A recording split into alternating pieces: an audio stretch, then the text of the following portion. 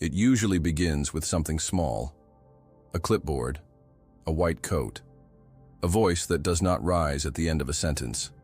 That is all it takes. You could be standing in line, buying a muffin, and someone in a reflective vest says, "You need to step aside." And without thinking, without questioning, without even finishing your thought about whether the muffin was overpriced, you move. Not because you are afraid, but because that person looked official. Welcome to the authority principle, where your brain decides someone else must be in charge, because they look like they might be. Before we wander too far into this velvet maze of human psychology, let me gently remind you to subscribe, like, and ring the bell for more paradoxes, persuasion principles, and late-night philosophy in the comfort of a whispering voice. If you have ever followed instructions without really knowing why, tell me in the comments. I will read them, like a librarian sorting secrets. Now, let us begin. The authority principle is one of those invisible rules that tucks itself behind your decisions. It does not shout, it does not demand. It simply appears wearing a badge or a title or a well-ironed suit, and your brain folds like a napkin at a formal dinner. Here is how it works. We have been trained, over thousands of years, to listen to the person who seems to know what they are doing. That training began when listening to the wrong cave elder could get you eaten by something with too many teeth and not enough patience. Fast forward a few centuries. Now the danger is not a saber-toothed tiger. It is a man with a spreadsheet and an unblinking gaze who says, "The fee is non-refundable." And you nod, because the tone was confident. Not true, just confident. Let me give you a paradox in pajama terms. You are lying in bed, your thoughts swirling like steam from a midnight cup of tea. Suddenly you remember that a man in a lab coat once told you not to sleep on your left side. You do not remember his name. You do not know his credentials. He may have been a chiropractor. He may have been acting in a commercial for mattress toppers. But still, you roll onto your right side, just in case. That is the authority principle. It is the psychological tendency to obey people who appear to be in charge, even when they are not. Even when the only thing they are in charge of is your attention. This principle was made famous, or perhaps infamous, by psychologist Stanley Milgram. In a study that would never pass ethics boards today, he asked participants to administer electric shocks to another person if they answered questions incorrectly. The shocks were fake, but the panic was real. And most of the participants obeyed. They winced, they hesitated, they looked horrified, but they kept pushing the button simply because a man in a lab coat told them to. He did not threaten, he did not shout. He just said calmly, "The experiment must continue." And they believed him. Why? Because the coat looked clean. Because the clipboard looked important. Because somewhere deep in the folds of the brain is a tiny voice that says, if they sound like they know what they are doing, maybe they do. This principle shows up everywhere. At work, the manager says it is mandatory. You do not check, you just add it to your calendar. At the airport, the sign says, "Do not stand here." You move, even if you are alone and no one is watching. At the dentist, they tell you to floss. You nod solemnly, even though your last flossing memory involves panic, guilt, and a wedding you did not want to attend. Authority whispers, and we obey. But here is where it gets wonderfully absurd. Authority does not need to be real. It just needs to be convincing. Put a person in a suit, give them a wireless headset, and they could sell you bottled air labeled Himalayan breeze. They do not even need the breeze. They just need the tone. We live in a world where appearance is power, where a fake badge can hold more sway than a real question, where an unverified quote in bold font can win an argument, where confidence is often mistaken for competence. Think of it this way. You are more likely to trust health advice from someone wearing scrubs, even if those scrubs were purchased for a Halloween party and still smell faintly of regret.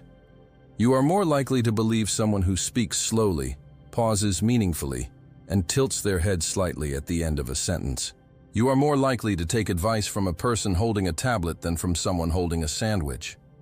And you are not alone. Because the authority principle is not a flaw, it is a feature. It is how our brains conserve energy. Instead of questioning everything, we outsource trust to signals.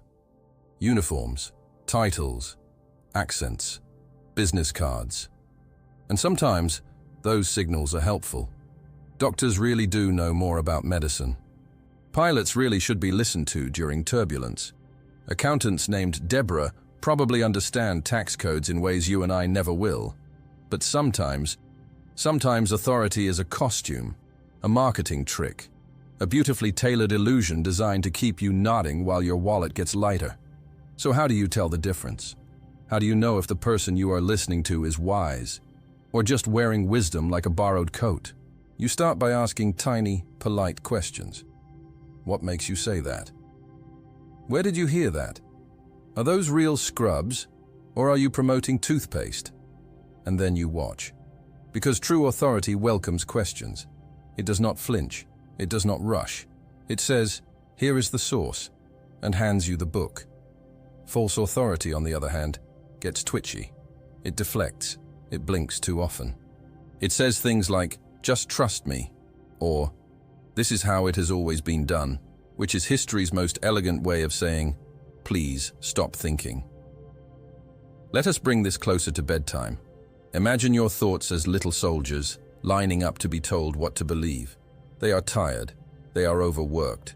They want someone in a hat to say, this is the truth. And most nights they will salute and move on. But tonight one of them raises a hand and says, wait, who is this person telling me what to do? And just like that, you become harder to persuade. Not cynical, not rude, just awake. Which, ironically, is the first step towards sleep. Because the brain, like a child at a dinner party, rests easier when it knows what is real and what is just dress up.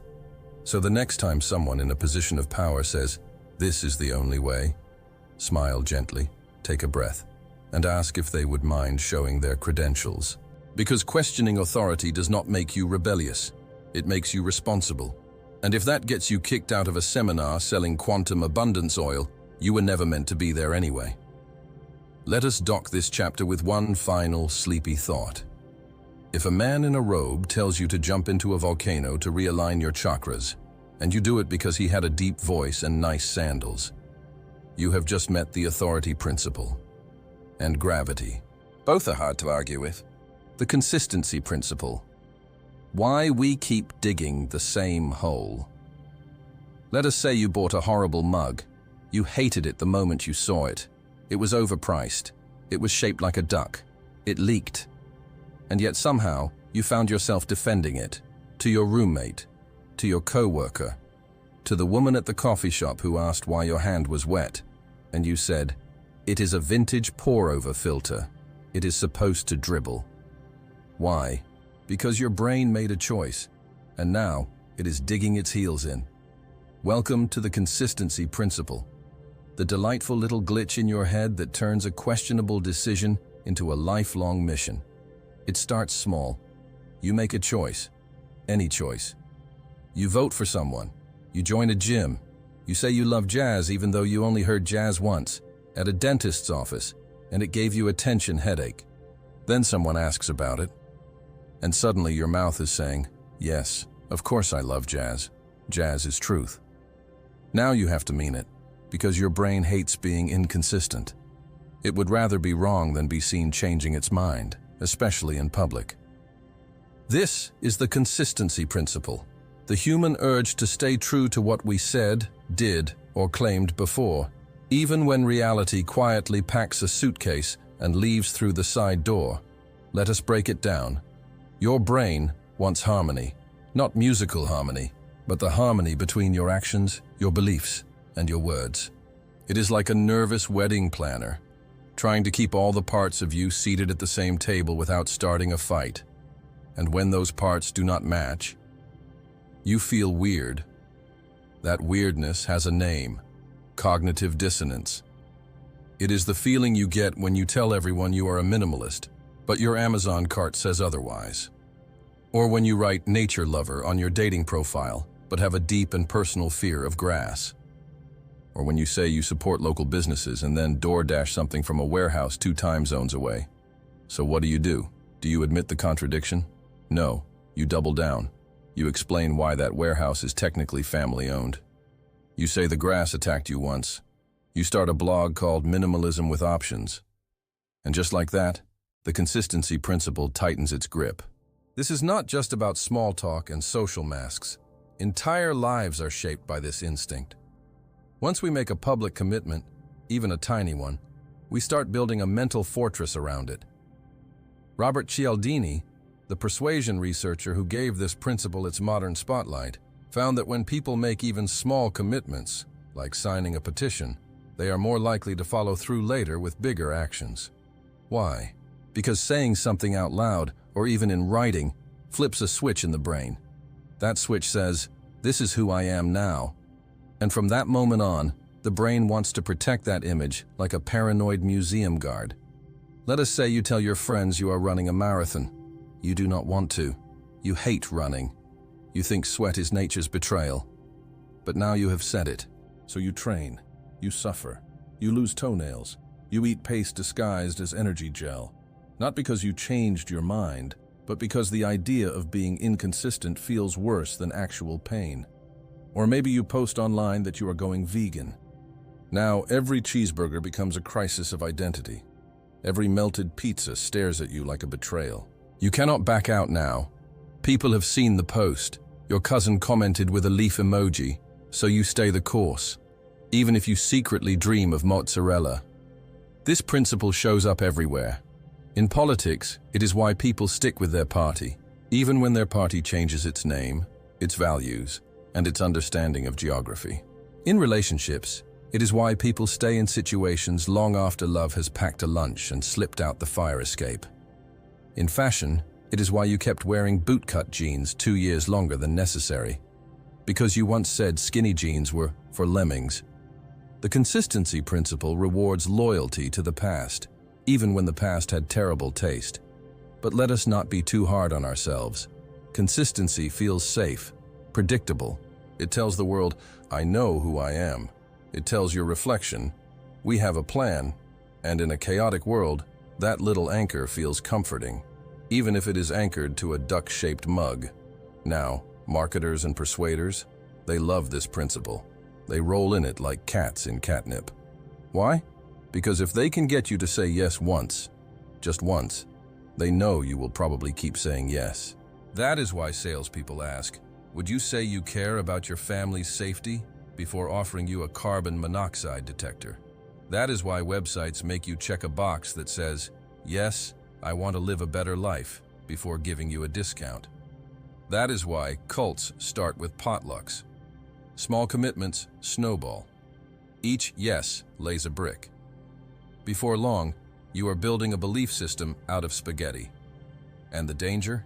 You do not notice, because you are the builder and the architect and the city inspector, all rolled into one. Let us bring it closer to bedtime. You once told someone you love fall. You said it casually, probably while holding a latte. Now you own 12 sweaters. You buy candles that smell like distant apples. You force yourself to enjoy hayrides that trigger your allergies. Because at some point, your identity became person who thrives in autumn. And now it must be protected. You may be sneezing, but you are consistent. That is the power of this principle. It takes a single moment and stretches it into a personality. And the solution? Here is the paradox. The only way to be truly consistent is to be flexible, to be consistent with your curiosity, to be loyal to your growth. To say, yes, I used to believe that, and now I do not, because I learned. That kind of consistency is harder. It takes more courage. But it lets you live without dragging the ghost of past decisions behind you, like a very judgmental parade float. So tonight, as your thoughts settle into their sleepy rhythm, ask yourself, what am I still defending? What duck-shaped mug am I still clutching? And would it not be nice to let it go? Because consistency is not a prison, it is a path. And you can change paths whenever you want. You just have to take the first step, preferably away from the candle aisle. And remember, if you ever feel trapped by a choice you made 3 years ago while mildly caffeinated, you are not alone. That is how half of all backyard trampolines happen. The liking principle. Why we say yes to people who smell nice.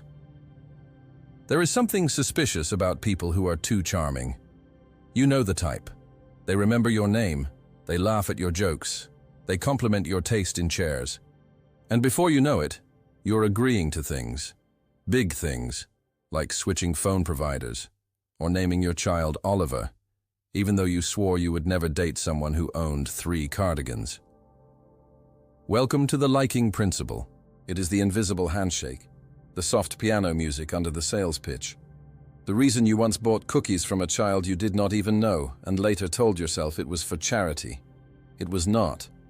It was because that child smiled like they were personally invested in your happiness. And they probably were. Not because they liked you, but because they knew something your brain does not want you to know. People say yes to people they like, even when they should not. Even when those people are clearly trying to sell them a blender with 17 settings and no off button. This is not about logic. This is not about value. This is about charm. And charm, dear listener, is a drug that comes in many forms. Let us begin with the science. Researchers have spent decades poking at this principle with clipboards and awkward eye contact. The results are consistent. People are more persuasive when they are likable. That is it. That is the secret sauce. You could have the worst product on earth, but if you say it with a wink and a compliment about someone's haircut, odds are they will hear you out. They might even thank you. It makes no sense. But it works. This is why cult leaders smile. This is why con artists always start with a compliment. This is why your least competent co-worker somehow gets promoted every time. Because they remembered the boss's birthday and made a joke about how they definitely do not deserve another raise. And the boss laughed. And now they have a raise. The liking principle is not fair, but it is real, and it is everywhere. Let us examine the ingredients. What makes someone likable? There are 5 classic factors. Similarity. People like people who are like them. Compliments. Flattery opens doors faster than a master key. Cooperation. Teaming up creates instant camaraderie. Attractiveness. Yes, looks matter, even if we pretend they do not. Familiarity. The more you see someone, the more you like them, even if you started off mildly annoyed. Let us unpack these one by one. Similarity is powerful. If someone says, "You are from Wisconsin? Me too," your guard lowers. If they add, "And you also enjoy artisan mustard?" Now you are practically related. This is how multi-level marketers trap you at barbecues. They find a shared detail, any detail. You both have toddlers. You both drive sedans. You both believe cilantro is suspicious.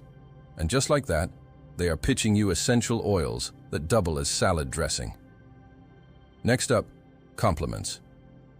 Here is a fun fact. Your brain does not care if a compliment is true. It just likes how it feels.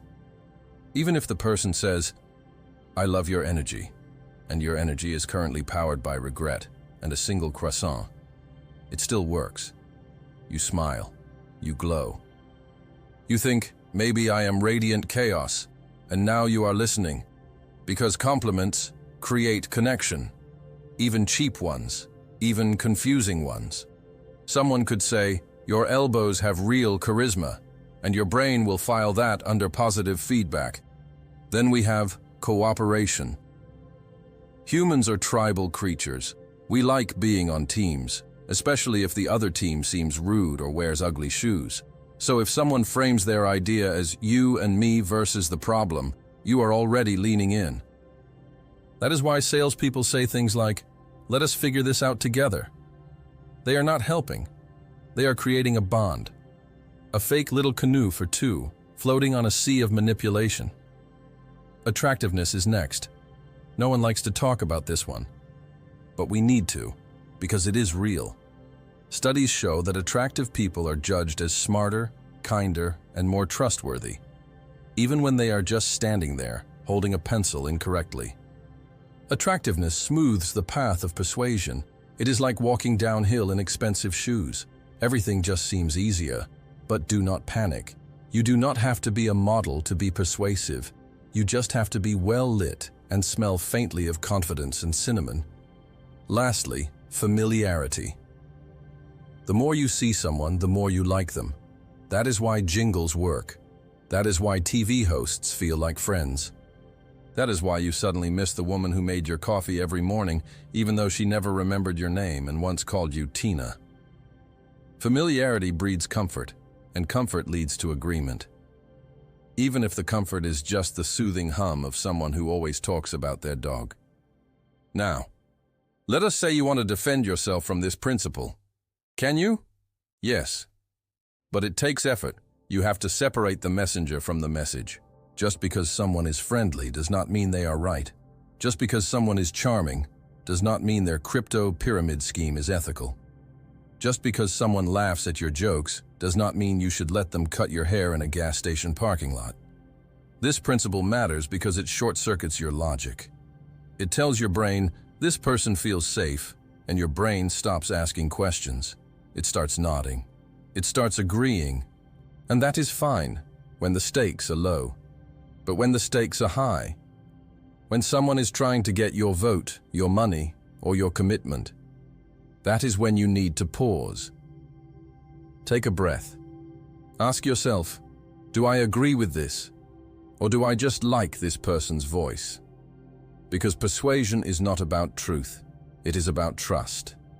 And trust, as it turns out, is very easy to fake.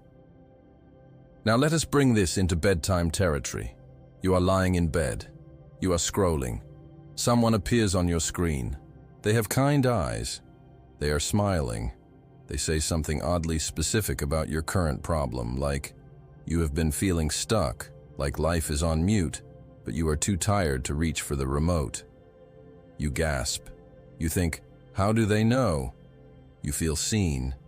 And then they say, all you need is this one breathing technique, this one crystal, this one discount code. And now you are in, because they were likable. And being likable is powerful. It is one of the oldest tricks in the persuasion playbook, tucked right between start with a compliment and make sustained eye contact, but not too much. But here is the secret. You do not have to fall for it. You can admire someone's charm and still say no. You can enjoy someone's presence and still keep your wallet closed. You can say, I like you, but I do not trust your avocado-based investment strategy. That is the power of awareness. You see the smile, but you listen to the pitch. You feel the warmth, but you check the facts. You do not stop liking people. You just stop mistaking that feeling for truth. Because liking is emotional. And truth? Truth is quieter. It does not need to flatter you. It just needs you to be awake. So the next time someone says, I like your vibe, pause before you say yes.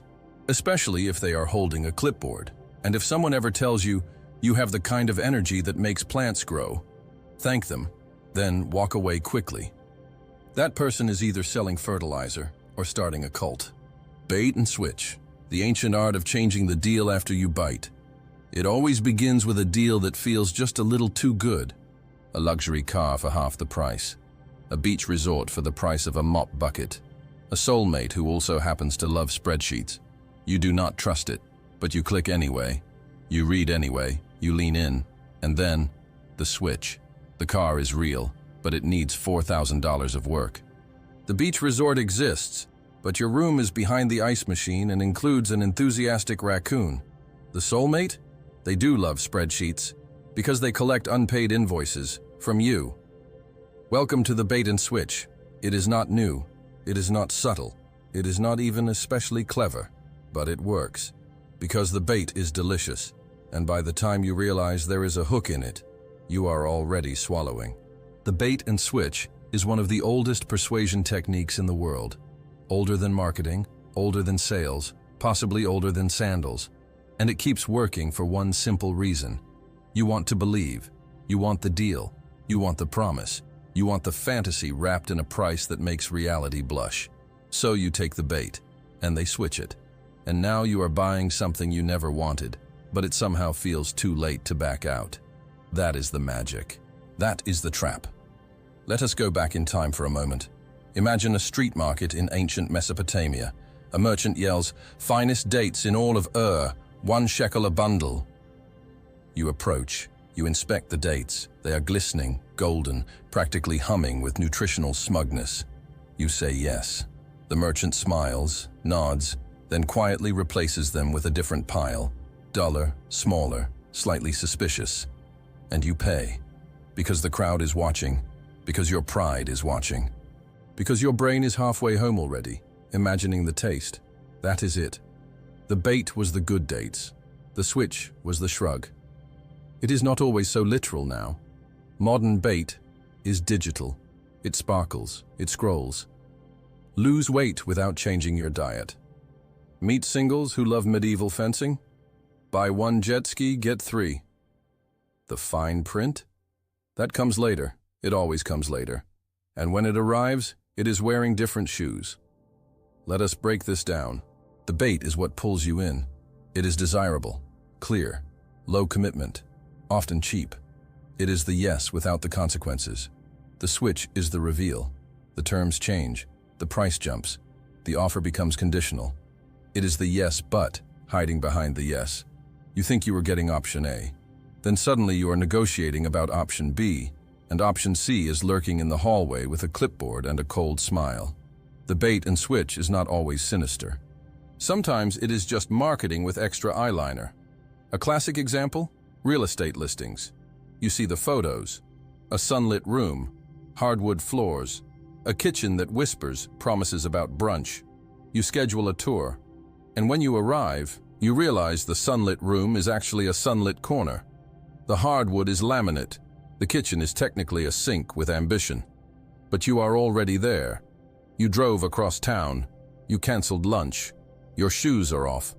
So you nod politely and say, "It has potential." That is the switch. Or think about retail stores. They advertise an unbelievable price on a popular item, a television, a toaster, a sentient mattress. You rush in. They are sold out. But look, here is a similar model, slightly more expensive, slightly worse, slightly confusing.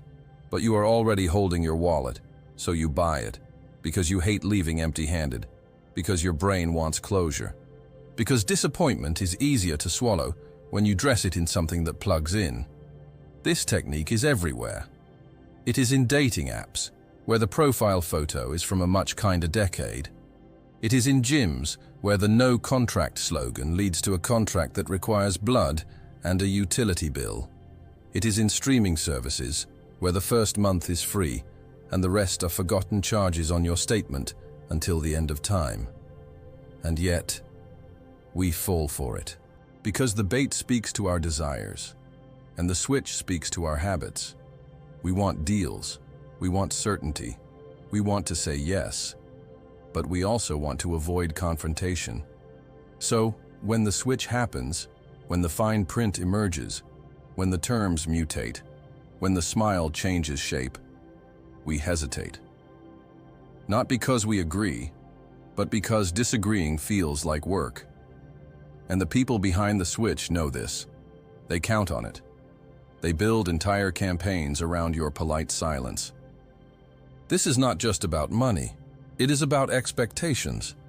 It is about your brain preparing for one experience and then being asked to accept another without a scene. Think about travel websites. They show you a glowing room, all warm light and neatly folded towels. You arrive. It is smaller, colder. The towels have been replaced by something that might once have been a napkin, but you say nothing, because the staff is friendly, because you are tired, because you already posted about your trip, and you do not want to admit that your ocean view is actually a pigeon who has seen things. So you accept the switch. You rationalize. You say, "It is not so bad." You say, "At least it has walls." That is how this works. Now, what can you do about it? First, expect the bait. Train your brain to pause when the offer seems too perfect. Ask, what is missing? Second, Expect the switch. When the terms change, do not panic. Step back. Reassess. Ask yourself if you would agree to the new deal on its own. Because the key to resisting this trick is memory. Remember what you were promised. Hold it in your hand like a receipt from the universe. If the new offer does not match, you are allowed to walk away. Even if your shoes are off. Even if the raccoon looks disappointed. Even if someone already handed you a welcome smoothie. Because disappointment, once accepted, becomes habit. And you deserve better habits. Let us bring this closer to bedtime. You are in bed. You see a headline that says, "This one thing will make you more confident." You click. The article says, "Eat more almonds." That is the switch. You expected wisdom. You got nuts. You sigh. You consider buying almonds. You wonder if your confidence is allergic to tree protein. This is how subtle the bait and switch can be. It does not always cost money. Sometimes it just costs your attention, your trust, your sense that things are what they claim to be. But here is the good news. The more you notice it, the less power it has. Because once you start seeing the pattern, you become harder to persuade. Not cynical, just aware. And awareness is a much better defense than hope. So the next time you are lured by a deal, a promise, a perfect headline, pause. Ask yourself, what am I really being offered? What happens if I say yes? And if the switch comes, as it usually does, ask one more question. Do I want this? Not do I feel bad saying no. Not am I already halfway in. Not would it be awkward to walk away. Just do I want this? Because saying no is not a failure. It is a skill. One that keeps your wallet closed, your inbox clean, and your raccoon-free vacations truly raccoon-free. And if all else fails, bring your own dates, the fruit, not the social kind. Those have their own problems. Lowball technique. The price is a lie, but you still pay it. You know that moment when someone tells you the price and you think, wow, that is surprisingly reasonable? That is the bait. And then, just as you start getting emotionally attached, like picturing it in your house or writing little mental poems about how it will change your life, they casually mention a fee, and another fee, and an add-on, and something about activation, handling, processing, future upgrades, seasonal air pressure fluctuations, or regulatory alignment. But by then, you are already nodding. You are already inside the fantasy. And even though the number has doubled, you are still reaching for your wallet like a hypnotized penguin. That, dear listener, is the lowball technique. It is one of the oldest persuasion techniques in the psychological underworld. It does not scream. It does not threaten. It does not even lie, technically. It just reveals the truth slowly. And by the time you realize what is happening, you have already said yes. Let us begin with the psychology. You make a commitment. It feels small, harmless, like agreeing to meet someone for coffee, not knowing they brought a PowerPoint and are about to propose a timeshare.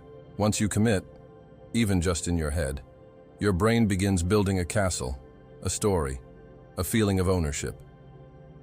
This is mine now, it says, even if nothing has changed, even if you have not paid, signed, or even blinked yet. Your brain does not care. It is already picturing the outcome. And now that you are emotionally invested, any change to the deal feels like a challenge. You could walk away. You should walk away. But you do not, because backing out would mean admitting you were wrong. And your brain? Your brain hates that. It would rather pay extra than look inconsistent. This is the magic of the lowball. It lures you in with a deal that sounds clean, simple, honest. Then, once you have sunk your little anchor of hope, bam! Details, fine print, optional essentials, and you stay. Because staying feels easier than starting over. Let us say you are buying a car. You see the sign? Only $199 a month. You think, that is cheaper than my sleep schedule. You walk in. The car exists. It is even the color you like. You sit in it. You adjust the seat. You imagine driving it to places you do not actually go, because deep down you are still trying to justify Spotify Premium. Then comes the switch. Of course, that price is before tax. And there is a destination fee. Also, you will want the winter package. Oh, and the base model does not include brakes. Technically, it rolls, but you will need to stop it yourself. Now, the number is no longer $190. It is $342 and a part of your soul. But you sign anyway, because you already pictured it in your driveway, because you already imagined that one friend saying, "Wow, nice upgrade," because you already decided. The Lowball Technique is not just about cars. It is about anything that begins with a yes and ends with a receipt you do not fully understand. It shows up in phone plans. The ad says $20 a month. You end up paying $57.63 and a yearly blood sample. It shows up in hotels. Only $89 a night, they say. And then they add a cleaning fee, a resort fee, a fee for using the pool, a fee for considering the pool, a fee for questioning the fee. You do not leave, because you already booked your flight, because your brain has already chosen the pillow it plans to hate, and because part of you still believes that $89 was real once. It is not a lie. It is a lullaby. The lowball sings you to sleep with a sweet number, and by the time you wake up, it is already charging your card. Let us look at it from the other side. Why does it work? Because people are weird about commitment. Once we commit, especially in front of others, we will go to strange lengths to maintain that image. Think of someone who announces they are going vegetarian. They make the announcement at dinner. They feel proud, strong, morally aerodynamic. Then someone offers them bacon. Now they are at a crossroads. Do they walk it back? Do they admit their inner carnivore is still whispering through the vents? No. They double down. They eat the salad. They resent the salad. They begin romanticizing lentils because they said yes already, and now their mouth must obey. This happens with money, with relationships, with gym memberships that renew every September and require a notarized scroll to cancel. Once you say yes, your brain changes the question. It no longer asks, "Do I want this?" It asks, "How do I justify this?" That is where the lowball wins. It counts on your momentum. It trusts your fear of being difficult. It whispers, "You said yes already. Keep going." Let us take this to something smaller. Let us say you want to adopt a cat. You go to the shelter. You see a sign, adoption fee, $25. You think, what a deal, for a whole cat. You meet the cat. It hates you instantly. You respect that. Then they tell you, the cat requires a special diet, and specific toys, and a blanket made of Himalayan wool, and daily mood journaling. Now it is no longer $25. It is an emotional investment, but you still adopt the cat, because you already posted about it, because you already named it Sir Whiskerton, because you already pictured it judging your life choices from the windowsill.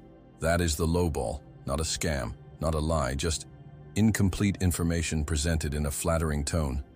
And it works, because your imagination fills in the gaps, because you want the version you were shown, because your brain prefers completion to confrontation. Now, can you resist it? Yes. But you must be willing to pause after the initial yes. You must train your brain to wait, to say, "That sounds great, what else?" To ask for the real total, to walk away, even after falling in love with the preview. It is not easy, especially when the salesperson has already offered you coffee and told you that you seem like someone who knows what they want. But it is possible. Let us bring this back to bedtime. You are scrolling. An app says, "Free meditation for better sleep." You download it. You breathe. You feel calm. Then the voice says, "Unlock deeper relaxation for only $12.99. And just like that, you are paying for sleep. The very thing you used to do for free during meetings and history documentaries. Because the bait was free, and the switch felt polite.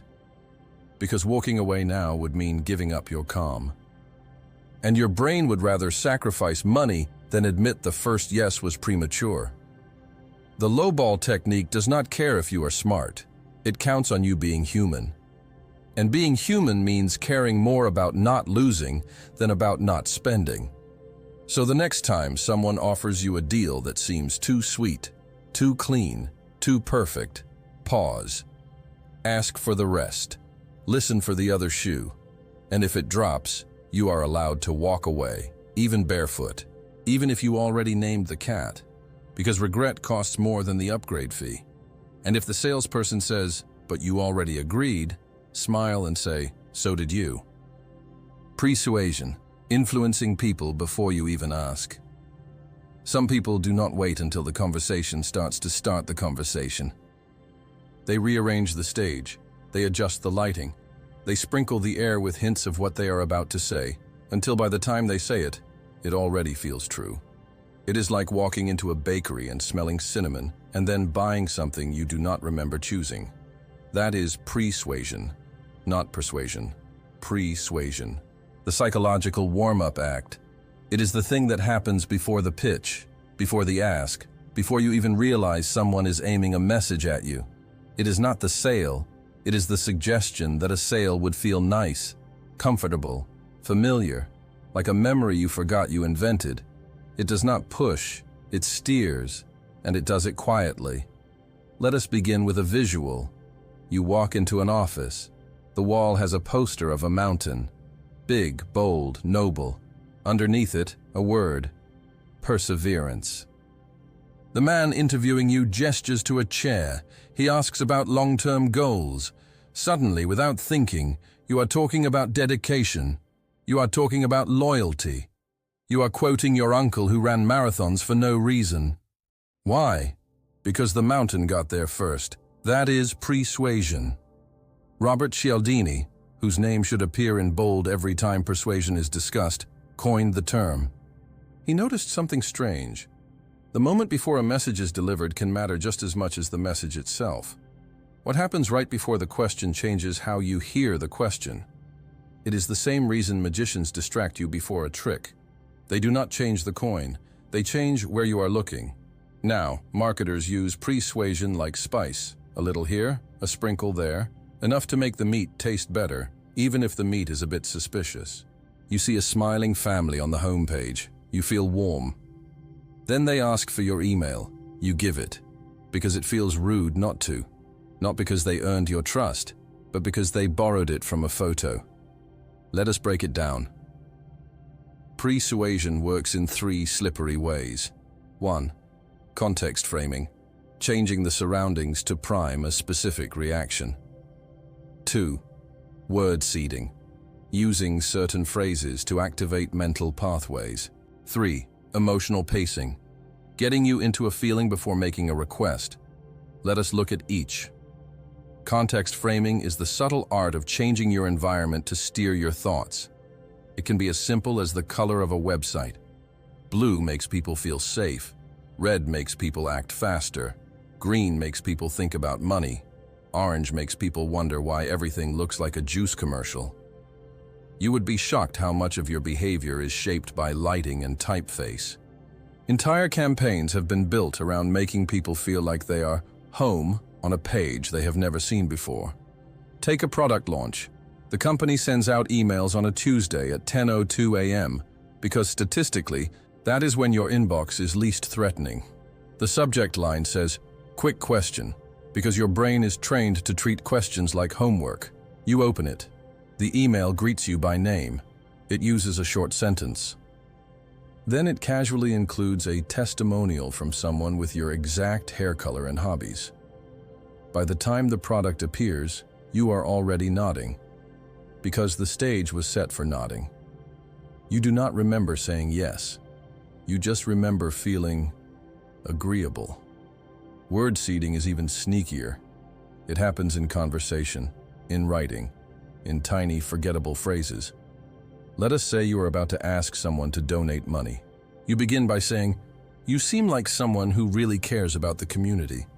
Now the person has 2 choices: agree and donate, or disagree and feel like a cartoon villain who kicks puppies. That phrase, "someone who really cares," is a seed. It burrows into the identity section of the brain. It whispers, "This is who you are now. Act accordingly." And people do. not because they are being forced, but because they want their actions to match the story. The best pre-swatters never raise their voice. They just choose the right adjectives. Instead of saying "bye now," they say, "You are the kind of person who knows a good decision when they see it." And the brain, poor thing, wants to believe, wants to nod, wants to be consistent with itself, even if the decision involves a questionable blender and a payment plan. Then there is emotional pacing. This one is less precise, but dangerously effective. It is about mood. If you can get someone into a certain mood, you can shift what they agree to. Make them laugh, they will be more open. Make them feel grateful, they will be more generous. Make them anxious, they will click faster. It sounds manipulative, because it is. But it is also everywhere. Every commercial that shows a montage of smiling people before telling you the product name, that is emotional pacing. Every fundraising video that begins with slow music and a trembling voice, that is emotional pacing. Every politician who opens with a joke and then pivots to fear, that is emotional whiplash. But yes, it is still pacing. It is not about logic. It is about temperature. Once you raise it or lower it, you get people to move, and they think it was their idea. Let us take this closer to bedtime. You are lying in bed. Your phone lights up. A headline reads, "Before you buy another pillow, read this." You click. The first paragraph tells a story about someone like you. Sleep-deprived, frustrated, slightly ashamed of how many pillows they already own. You feel seen. Then the article shifts. It says, "Most people do not realize the real problem is neck alignment." Now you are sitting straighter. You have a neck. You know what alignment is. You would like more of it. Then it shows a photo. A person, peacefully asleep, cradled by a pillow that looks like it was engineered by ancient monks and ergonomic angels. Now you are open. Now you are warm. Now you are persuaded. The buy button appears, and you tap it, not because of the pillow, but because of the story that built the stage for the pillow to shine. That is pre-suasion. It is not about convincing you. It is about preparing you to convince yourself. The good ones use it sparingly. The great ones use it invisibly. And the terrifying ones use it in places like job interviews, product launches, religious retreats, and furniture stores with suspiciously low lighting.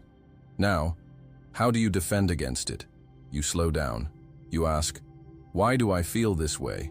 You separate the message from the massage. Because sometimes your feelings are yours, and sometimes they are rented. And the moment you notice the difference, the spell breaks. Not completely, but enough to make you hesitate. Enough to ask, "Was that really my idea?"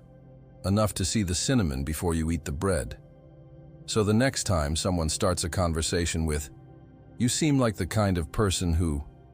Smile gently. And remember, they are probably right. You are that kind of person. The kind who notices when the mood was set before the question even arrived. And if they continue, if they lean in and say, "Now, would you like to hear about our monthly plan?" Just tell them you are still emotionally pacing. You will arrive later, with snacks and a pillow that costs slightly more than expected. Affective priming. Your feelings have entered the chat. It starts before the first word, before the idea, before the ask, before you even know there is going to be an ask. It starts with a feeling. You do not know where it came from. Maybe it was a photo. Maybe it was a song. Maybe it was that video of a baby goat wearing pajamas. Whatever it was, it nudged something loose in your mood. And then someone asked you a question, and suddenly your answer made sense to you, because your brain had already set the emotional lighting. That, right there, is affective priming. It is the strange, subtle process by which your feelings walk into the room before you do and start answering questions on your behalf. Let us not pretend this is new. Every movie trailer does it. They show you a slow-motion tear, a stirring violin, and then whisper, "Coming this summer." And you find yourself emotionally committed to a film you do not even understand. Political campaigns use it. They pair their opponent's face with gray clouds and violin shrieks, and then show their own face next to puppies and sunset cornfields. Retailers use it. Your favorite store plays your favorite song at a volume that says, "We are not trying too hard," but actually they are trying exactly the right amount. The feeling comes first. The logic gets invited later, and by then, the decision is halfway made. Affective priming is what happens when your emotional state shapes your reaction to things that have nothing to do with the emotion. You are feeling warm and fuzzy? That toaster looks charming. You are feeling anxious? That same toaster now looks like a financial risk and possibly haunted. Same toaster. Different mood. Different outcome. Let us walk through the science. Not too fast. No lab coats needed. Your brain processes emotions faster than logic. It has to. Thousands of years ago, that was the difference between noticing the rustle in the grass and becoming the reason it rustled. So, emotion gets priority boarding in your mental airport. When a feeling arrives, it starts coloring everything around it. If the feeling is fear, the world looks dangerous. If the feeling is joy, the world looks generous. If the feeling is boredom, the world looks like it wants you to start a new project you will abandon by Thursday. Now here is the twist. The trigger for that emotion does not need to be related to the decision you are about to make. That is what makes affective priming so slippery. You could be influenced by a picture of a baby and then suddenly feel more generous during a completely unrelated survey. You could hear a minor key melody and then judge someone's face as less trustworthy.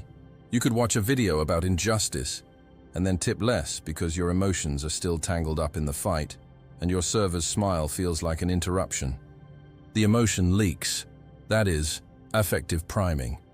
Your feelings are whispering backstage, adjusting the script, changing the lighting, handing the actors new lines. You think you are in control, but your emotions are directing the show. Now marketers? They adore this. They know you cannot stop the leak. So they start by giving you the feeling they want you to have. Want you to buy something. First, make you feel empowered. Want you to agree to something. First, make you feel seen. Want you to join a movement. First, make you feel like you already belong. It is the mood that gets you. You do not sign up for the gym because of the equipment list. You sign up because the ad made you feel like someone who believes in transformation.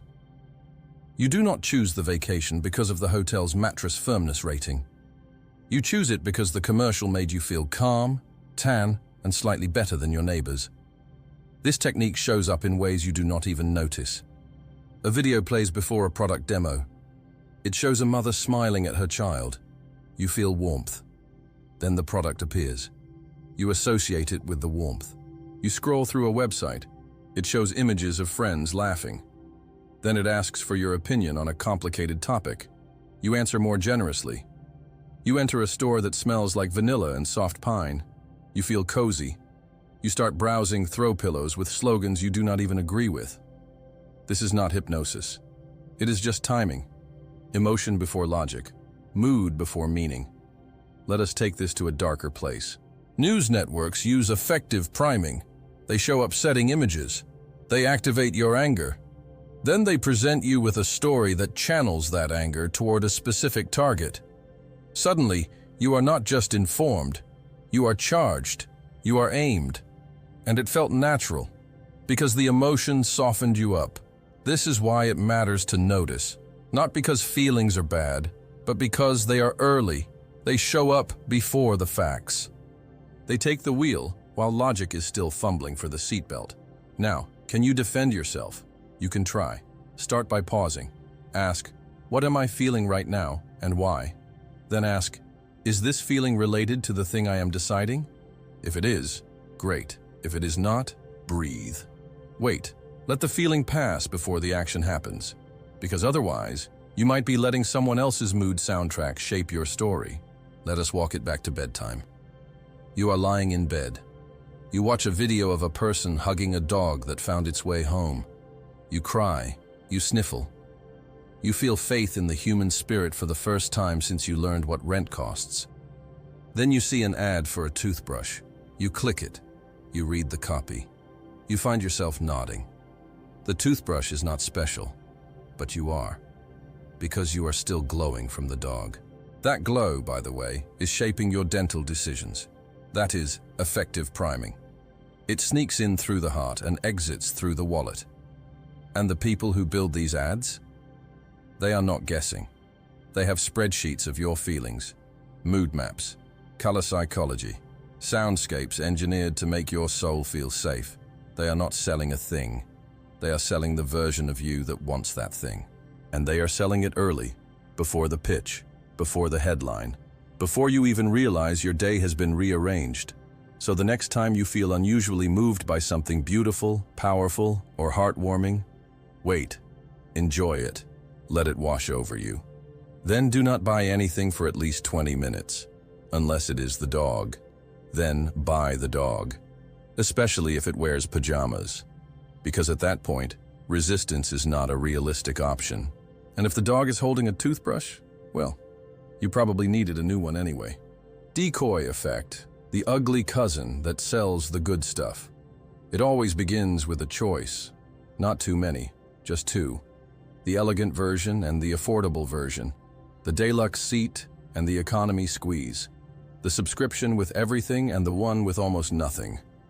And then, just as you are leaning toward the cheaper option because your self-control is unusually hydrated today, they add a third. It is awkward, overpriced, suspiciously shaped. And compared to the other two, it makes no sense. But suddenly, the middle option looks amazing. That, dear listener, is the decoy effect. It is the cousin who gets invited to the party not to dance, not to speak, not to shine, but to stand just close enough to make everyone else look better. It is not meant to be chosen. It is meant to be ignored, lovingly, strategically, with just the right amount of confusion. And somehow it works, because your brain, poor thing, does not make decisions in a vacuum.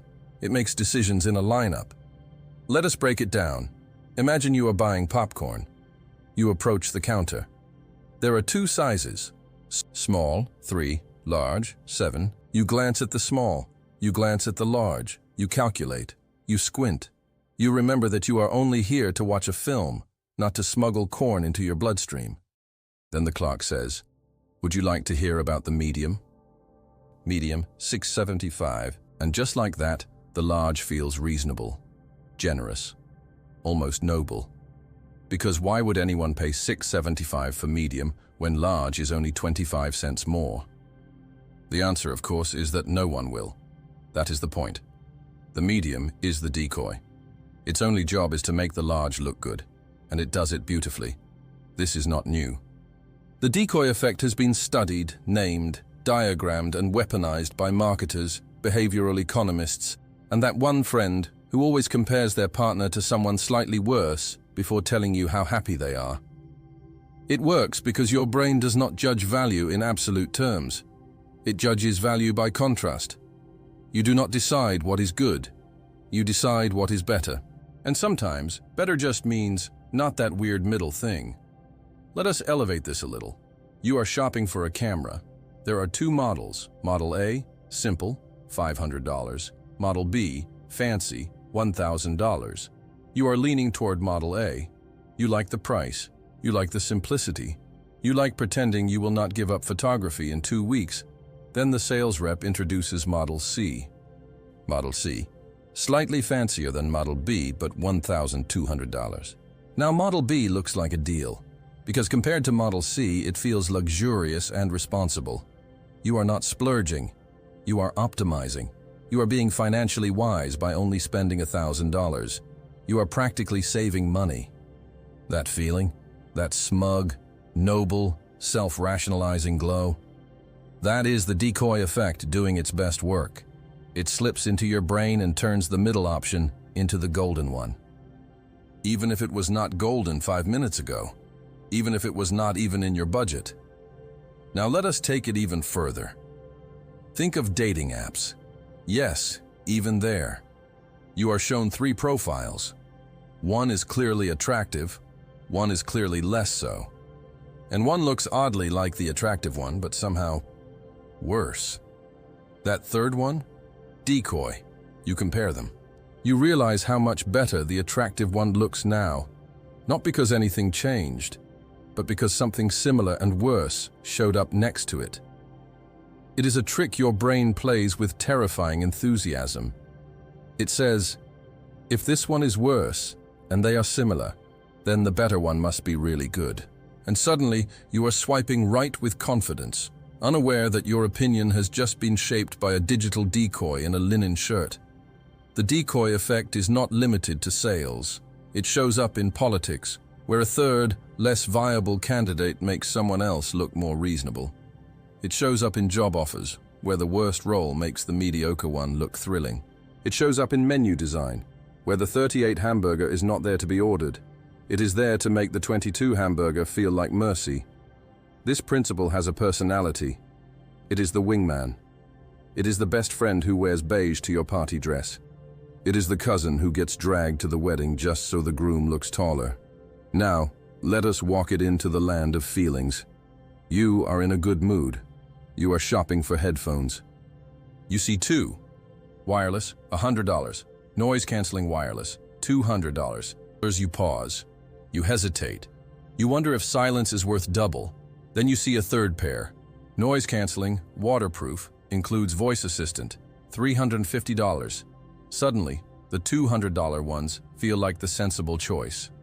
Even though 5 minutes ago, $200 for headphones felt like investing in a lifestyle you do not actually have.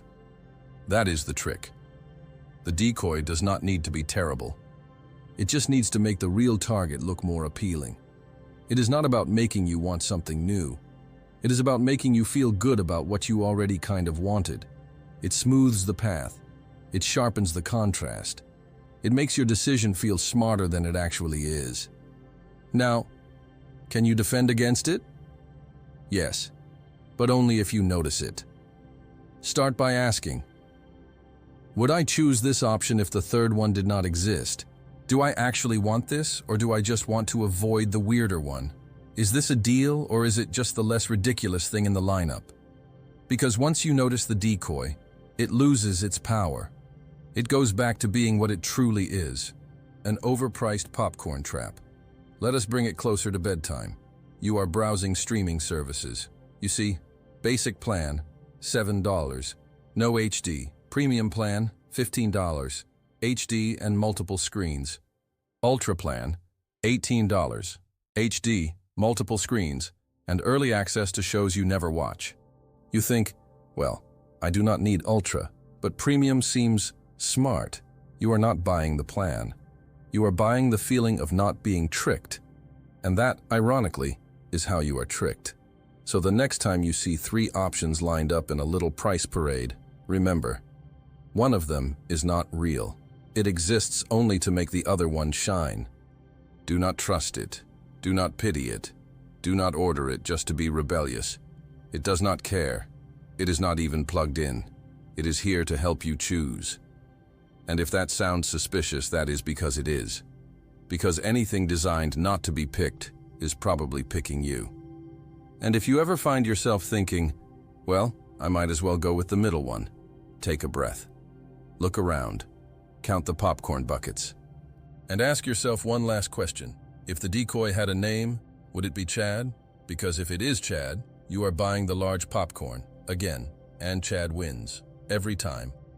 Framing effect. It is not what you say, it is how you say it. There are moments when someone tells you something and it sounds fine. Then later someone else tells you the exact same thing, but they say it differently. And now it feels like an emergency, or a scam, or a proposal, or a threat. Even though the information is identical, that is the framing effect. It is not about what is being said. It is about the picture drawn around it. Because your brain, as noble as it tries to be, does not just absorb facts like a tiny news sponge. It reacts to context, to tone, to whether the sentence arrived dressed in optimism or wrapped in the wet towel of doom. Let us take something simple. You are told that a medical procedure has a 90% survival rate. You nod. That sounds safe, reassuring, almost luxurious. Now you are told the same procedure has a 10% death rate. Suddenly your palms sweat. You look for the exit. You wonder if your will is up to date and whether your cat would understand. Same statistic, different frame. And now you are a different person. That is the power of framing. It is not a gentle suggestion. It is a rewrite. It bends the emotional tone of a situation before your logic even wakes up. You think you are making a decision based on facts. You are not. You are reacting to the way those facts were introduced at the dinner party. Let us dive in. Imagine two products. Yogurt A, 90% fat-free. Yogurt B contains 10% fat. You know they are the same. You are not stupid. You are just human. And yogurt A feels better. It is saying, look how little fat we have. Yogurt B, meanwhile, is standing in the corner whispering, you will die. This is framing. It is used everywhere. In marketing, in politics, in customer service apologies. Delayed sounds mildly frustrating. Postponed for your safety sounds noble and responsible. Rescheduled sounds professional. Cancelled sounds like someone spilled something on your dreams. The truth does not change, just the packaging. And your brain? Your brain believes the packaging, because the framing effect is not about truth. It is about perception. And perception is the GPS your brain uses to navigate without stopping to refuel. Let us say you are choosing between two loans. Loan A says, pay only $50 a week. Loan B says, pay $2,600 a year. Which one makes you flinch? Same amount. But the weekly one feels like a snack. The yearly one feels like a hospital bill. Now let us crank the sarcasm dial slightly. You are in a meeting. Your colleague presents an idea. They say, this will help us avoid a 30% failure rate. Everyone frowns. People get defensive. Someone brings up past trauma from a group project in 2008. Then someone else says, actually, it gives us a 70% success rate. And now the same room claps like seals with stock options. This is not about accuracy. It is about how afraid the sentence made you. You felt safe. You approved. You felt doomed. You ordered lunch and left early. Let us talk political framing, since nothing screams bedtime like legislative rhetoric. No one says government programs anymore. They say entitlements. No one says taxes for schools. They say job-killing policies. It is all theater. It is all stage direction. Because the way you describe something decides whether people want to shake its hand or push it into traffic. And politicians? They are framing artists. They will never say, we lost allies. They will say, we strengthened independence. They will not say, we cut funding. They will say, we returned power to the people. They are not lying. They are adjusting the curtains before you walk into the room.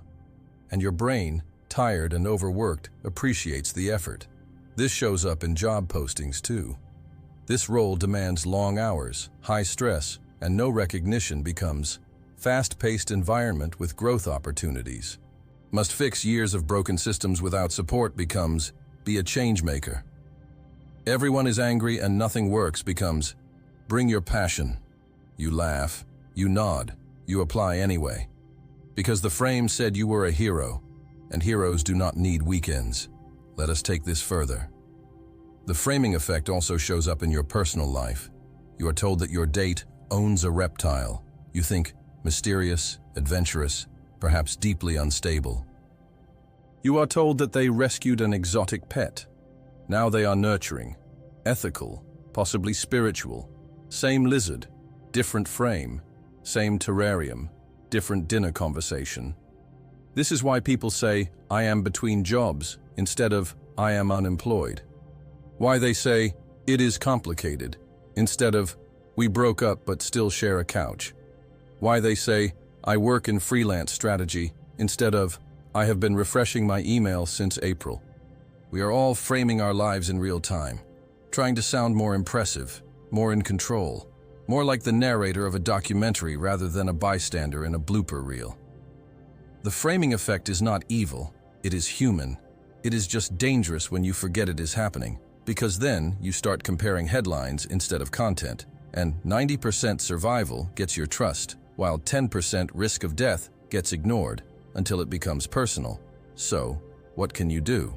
You can pause. You can ask, what is the other way to say this? If someone says low risk, ask, how much risk? If someone says only $2 a day, ask, so that is $730 a year. If someone says people love it, ask, how many people hated it and asked for a refund? Because truth does not care how it is framed, but your brain does. Let us take it all the way down now. You are lying in bed. You are scrolling. An ad says, this app has helped 80% of people fall asleep faster. Sounds good. Then you notice the fine print. It says, 20% experienced increased anxiety, vivid dreams, or sleep paralysis, accompanied by classical music. Same data, different vibe. You hesitate. You imagine Beethoven crouched at the foot of your bed playing cello and whispering about your unresolved regrets. Now you close the app, because the framing effect has been flipped, and once you flip it, you cannot unsee it. So the next time you hear a pitch, read a headline, or get a message that feels oddly persuasive, ask yourself one thing. Would I feel the same if this were dressed differently? If the fat-free label said, sugar bomb? If the streamlined roll said, nobody is helping you? If the survival rate came with a violin solo and an ominous pause? Because the truth is still there. It is just wearing a costume. And sometimes that costume includes shoulder pads and the smell of marketing. And if all else fails, just imagine the sentence being read aloud by a raccoon wearing a judge's wig. It will not change the facts, but it will make the frame harder to take seriously. And if the raccoon starts quoting percentages, politely ask him to leave, especially if he brought yogurt. Repetition. Say it again and it becomes the truth. It never sounds dangerous the first time. A phrase floats past your ears. Maybe it is in a headline. Maybe someone mutters it while stirring their coffee. Maybe it is printed on the side of a cereal box next to a cartoon bee who looks like he has seen things. You hear it once. You ignore it. You hear it again. You nod slightly. The third time, you repeat it, quietly, inside your head, just to see how it fits. And then, somehow, without your permission, it becomes true. Not because it is true, but because it feels familiar. Welcome to the repetition effect, also known as the illusory truth effect, cognitive familiarity bias, or how every weird myth from your uncle became your personal worldview. This persuasion technique does not shout, it whispers, and then whispers again, and then keeps whispering until your brain mistakes the volume for consensus. Let us break it down. Your brain, clever as it likes to think it is fundamentally lazy. Not in a bad way. It is just trying to survive with as little effort as possible, which means it trusts things it has seen before. Familiar equals safe. Safe equals true. True equals stop thinking. This is why advertisers repeat slogans. This is why political campaigns repeat taglines. This is why your friend who once said, "I am just bad at relationships," keeps saying it until it becomes prophecy, even though the only real issue is that they treat communication like a haunted forest. Repetition is not just a marketing trick.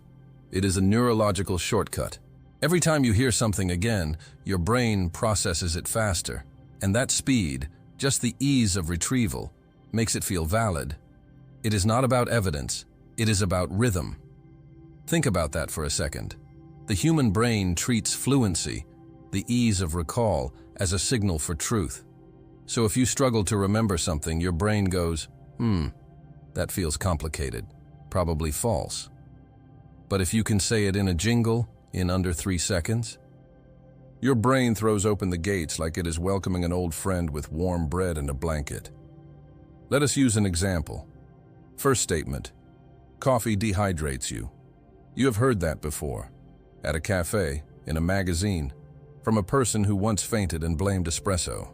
Second statement, coffee contributes to your daily hydration. That is new. You hesitate. Even though the second one is more scientifically accurate, it feels suspicious, because your brain has heard the first one more, and repetition wins. Not accuracy, not nuance, not facts checked by 3 nutritionists and a team of guilt-ridden baristas. just familiarity. That is the trick. This is why misinformation spreads faster than correction. The lie gets repeated. The correction gets buried under context. And your brain, bored and busy, defaults to whatever phrase arrived first and loudest, and preferably in bold. Let us move to advertising. Red Bull gives you wings. You do not believe that literally. You are not expecting to levitate out of your office chair and into a motivational montage. But something about it sticks. It sounds like energy. It sounds like motion. It has rhythm, and rhythm becomes memory. Memory becomes trust. Trust becomes brand loyalty, even though what you are actually drinking tastes like melted battery anxiety and glitter. Repetition is the reason conspiracy theories survive. It is the reason urban legends evolve into warning labels. It is the reason someone once said, "You should not swim right after eating." And generations of parents nodded solemnly, even though your digestive system does not turn into an anchor. It is not about logic. It is about how many times someone said it while squinting. Let us bring this into relationships. You date someone who keeps saying, "You always overreact." You hear it enough times, you start to believe it. You start saying, "Sorry, I just overreact sometimes." Even if your reactions are entirely proportionate to the situation. Even if the overreaction was just you asking why their ex still sends them memes at 2 a.m. Repetition gaslights. Gently, elegantly. Like a lullaby composed by someone who wants your wallet and your silence. Let us talk politics for a moment. Do not flinch, just observe. When a slogan is repeated enough times, make X great again, build back Y, drain the Z, it stops being a sentence. It becomes a brand, a chant, a personality test. And once it embeds itself, it shapes how people interpret unrelated facts. Not because the phrase is brilliant, but because the brain has heard it enough to attach meaning where none existed. Now, you may ask, can repetition be used for good? Yes. Affirmations, mantras, practice. Training your brain to believe you are worthy, calm, focused, capable. Those things require repetition too. You can program your brain either way. But the scary part? It does not care who is doing the programming. It only cares how often it hears the message. Now, how do you protect yourself? You question the echo. You ask, do I believe this because I thought about it, or because I have heard it 10 times? You find the source. You check the data. You interrogate your own instincts like a polite detective who suspects the witness is actually just quoting a tweet from 2012. You cannot stop hearing things, but you can stop believing them automatically. Let us slow it down. You are lying in bed. You scroll. You see a phrase, "This one trick helps you fall asleep instantly." You smile. You have seen that phrase 100 times. You click it, even though you know it leads to an ad for a weighted blanket and magnesium spray. Because your brain likes the phrase. It feels right. It has been waiting for it. It is like a bedtime story it does not understand but keeps asking to hear again. That is the repetition effect. It does not care if the story is nonsense. It just wants the rhythm. And if you hear it enough times, it becomes the truth. Even if it started out on a cereal box next to a cartoon bee with dead eyes and a mortgage. So the next time a phrase pops into your head and you think, well, everyone knows that, pause. Ask, do they? Or have they just heard it so often that no one bothers to check? Because once you realize how often truth is just repetition wearing a confident hat, you start asking better questions.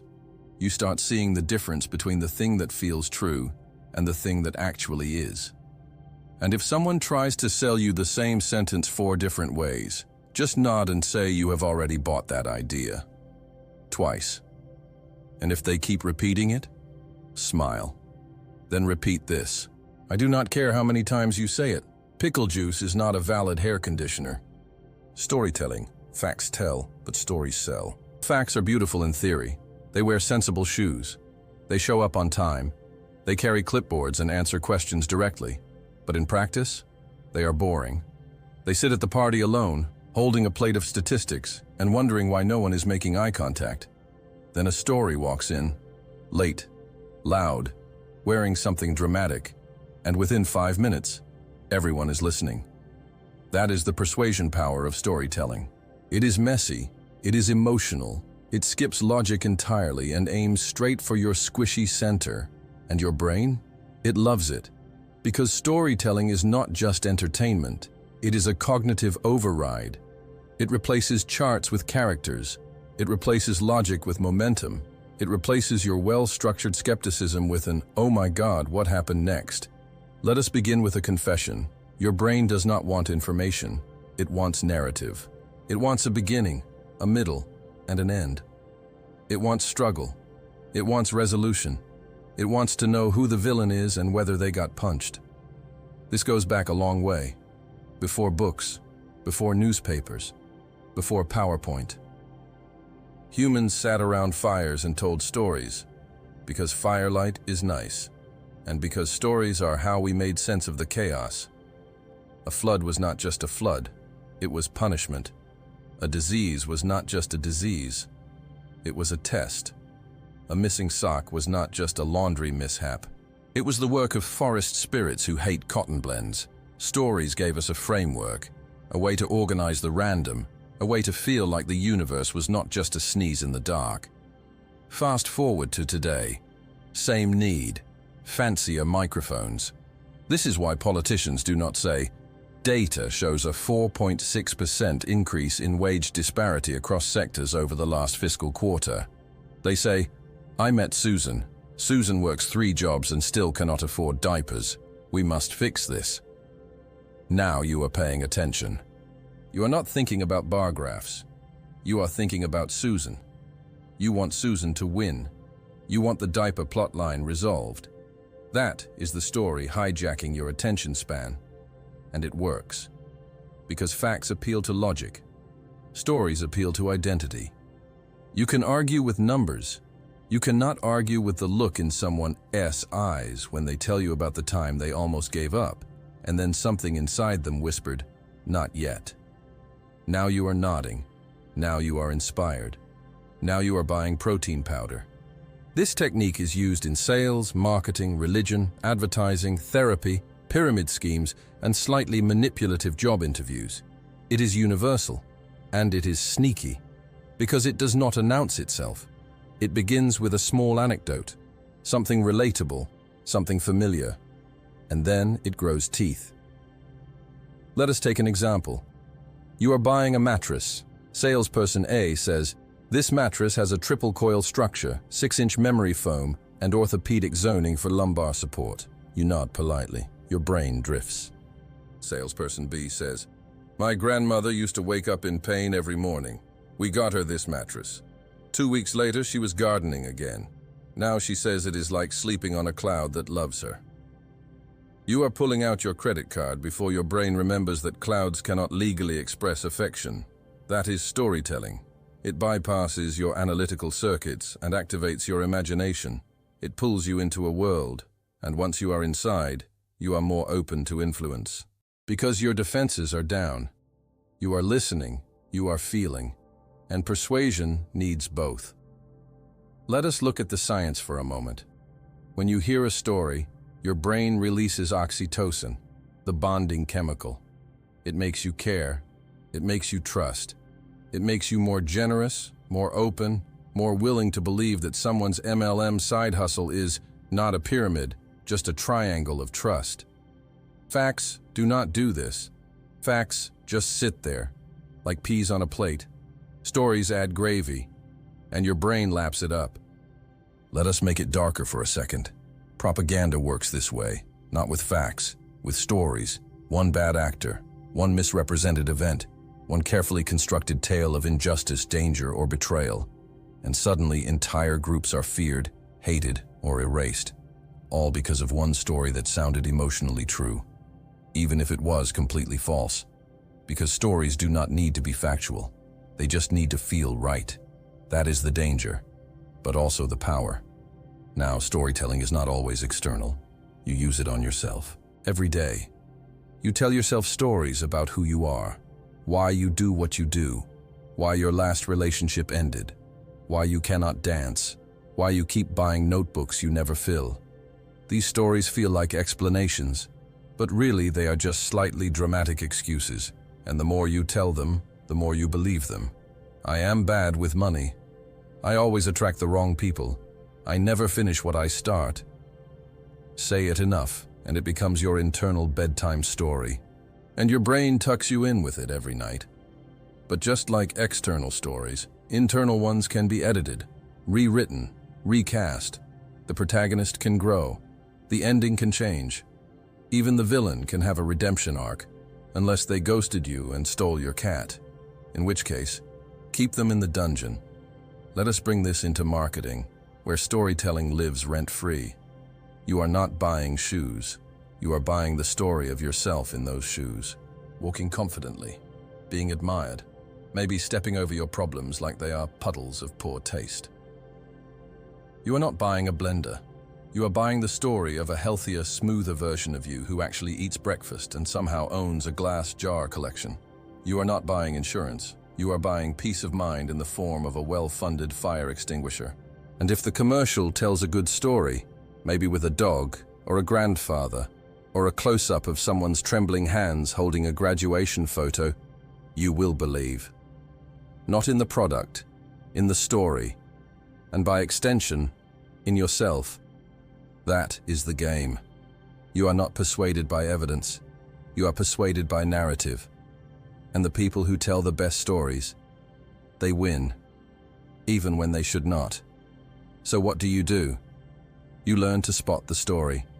You ask, is this trying to inform me, or is it trying to involve me? If it is a story, take a step back, enjoy it, appreciate the craftsmanship. Then ask, where are the facts hiding? Because good stories are lovely, but facts are necessary, especially if you are about to buy something, or vote for something, or commit to something that ends with a non-refundable fee. Let us bring it to bedtime. You are lying there. You watch a video. A woman holds up a serum. She does not list ingredients. She tells a story about how she used to cry in bathrooms, about how her skin hated her, about how this product gave her life back. Now you are crying in solidarity. Now you are wondering how much it costs to glow with narrative redemption.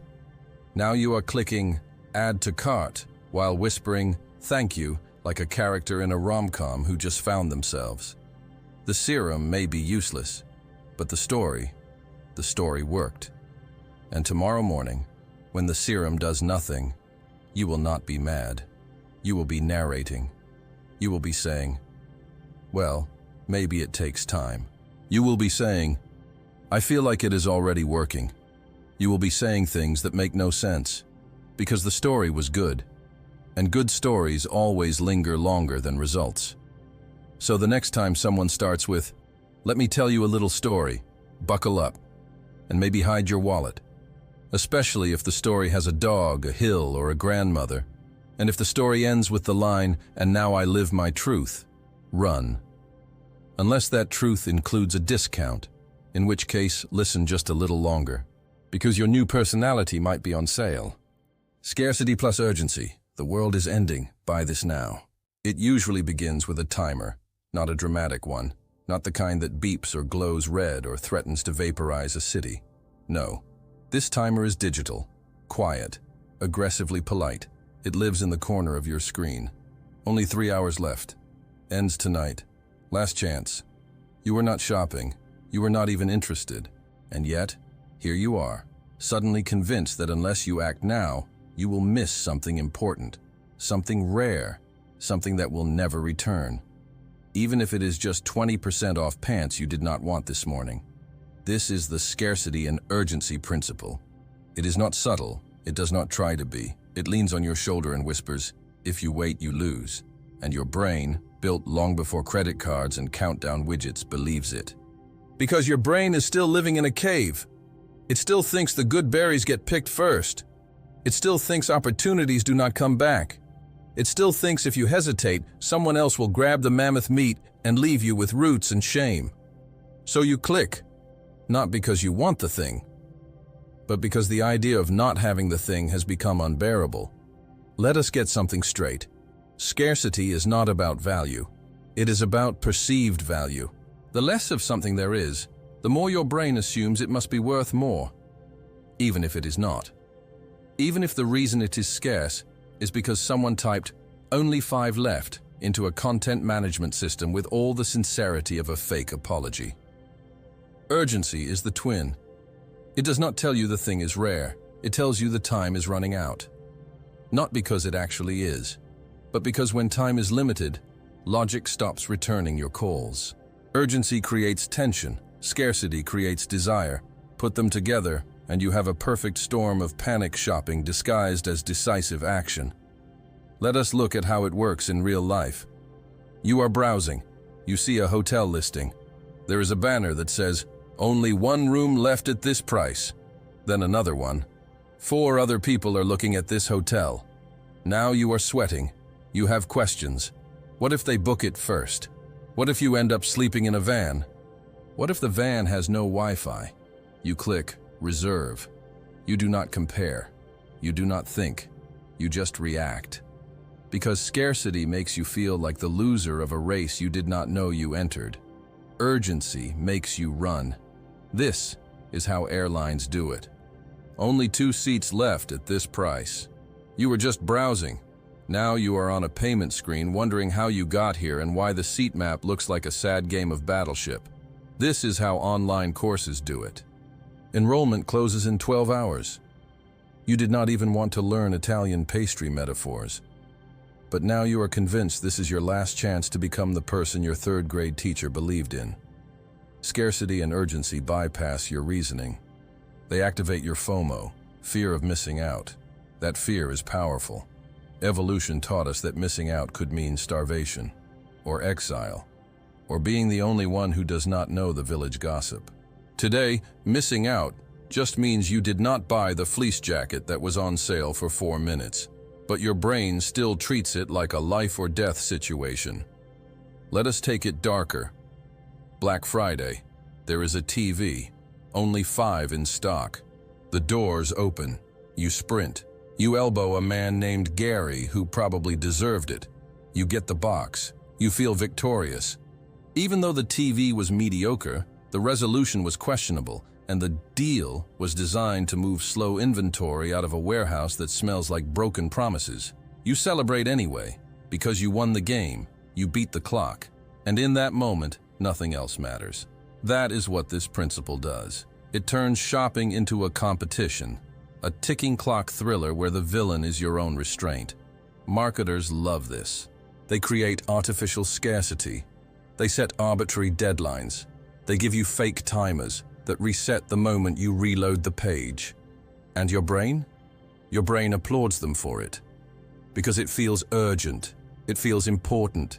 It feels like you are doing something brave and final. Now, here is the twist. Scarcity does not need to be fake to work. Sometimes things really are limited. Limited seats at a concert. Limited edition sneakers. Limited runs of artisanal ketchup that tastes like a food truck wrote poetry in your mouth. In those cases, urgency makes sense. But your brain does not differentiate. It just sees the signal. It sees only 2 left. It sees end soon. And it hits buy before it remembers that you do not even like ketchup. Let us bring this into relationships. Yes, it works there too. Someone is not ready to commit, and suddenly they are more attractive. Someone is emotionally unavailable, and your brain treats them like rare currency. You are not falling in love. You are falling into scarcity. And when they say, "I cannot do this right now," your brain hears, "If you do not act fast, someone else will." Now you are writing poetry. Now you are sending texts with ellipses. Now you are romanticizing someone who owns 3 shirts and no boundaries. Scarcity strikes again. Urgency makes you reckless. It tells you, decide now or lose forever. Even if the decision is based on panic and the forever lasts about 6 days. Now, can you resist this? Kind of. First, notice the pattern. Ask yourself, would I still want this if there were no timer? If the answer is yes, proceed. If the answer is no, close the tab and stare into the void until the feeling passes. Second, look for resets. If the deal ends in 3 hours, reload the page tomorrow. If the timer starts over, it was never real. If the scarcity resets, it was never rare. And if someone keeps texting, "This is your last chance," block them or ask if they are holding a clearance sale on emotional manipulation. Let us drift into bedtime. You are lying in bed. You get an email. Flash sale. Ends in 15 minutes. You were not shopping, but now your heart rate is involved. Now you are browsing wool coats like winter is a personality trait. You add to cart. You see only 2 left in your size. You do not think. You buy. 3 days later, it arrives. You try it on. It is itchy. The color is less moody forest and more accidental algae. You consider returning it. The return window closed yesterday. Scarcity wins again, and the coat wins too. Because it will now live in your closet, reminding you that panic is not a shopping strategy. So the next time you see a countdown, a flashing alert, a final offer, take a breath. Ask yourself, is this actually rare? Is this truly urgent? Or is this just a well-lit illusion with a timer?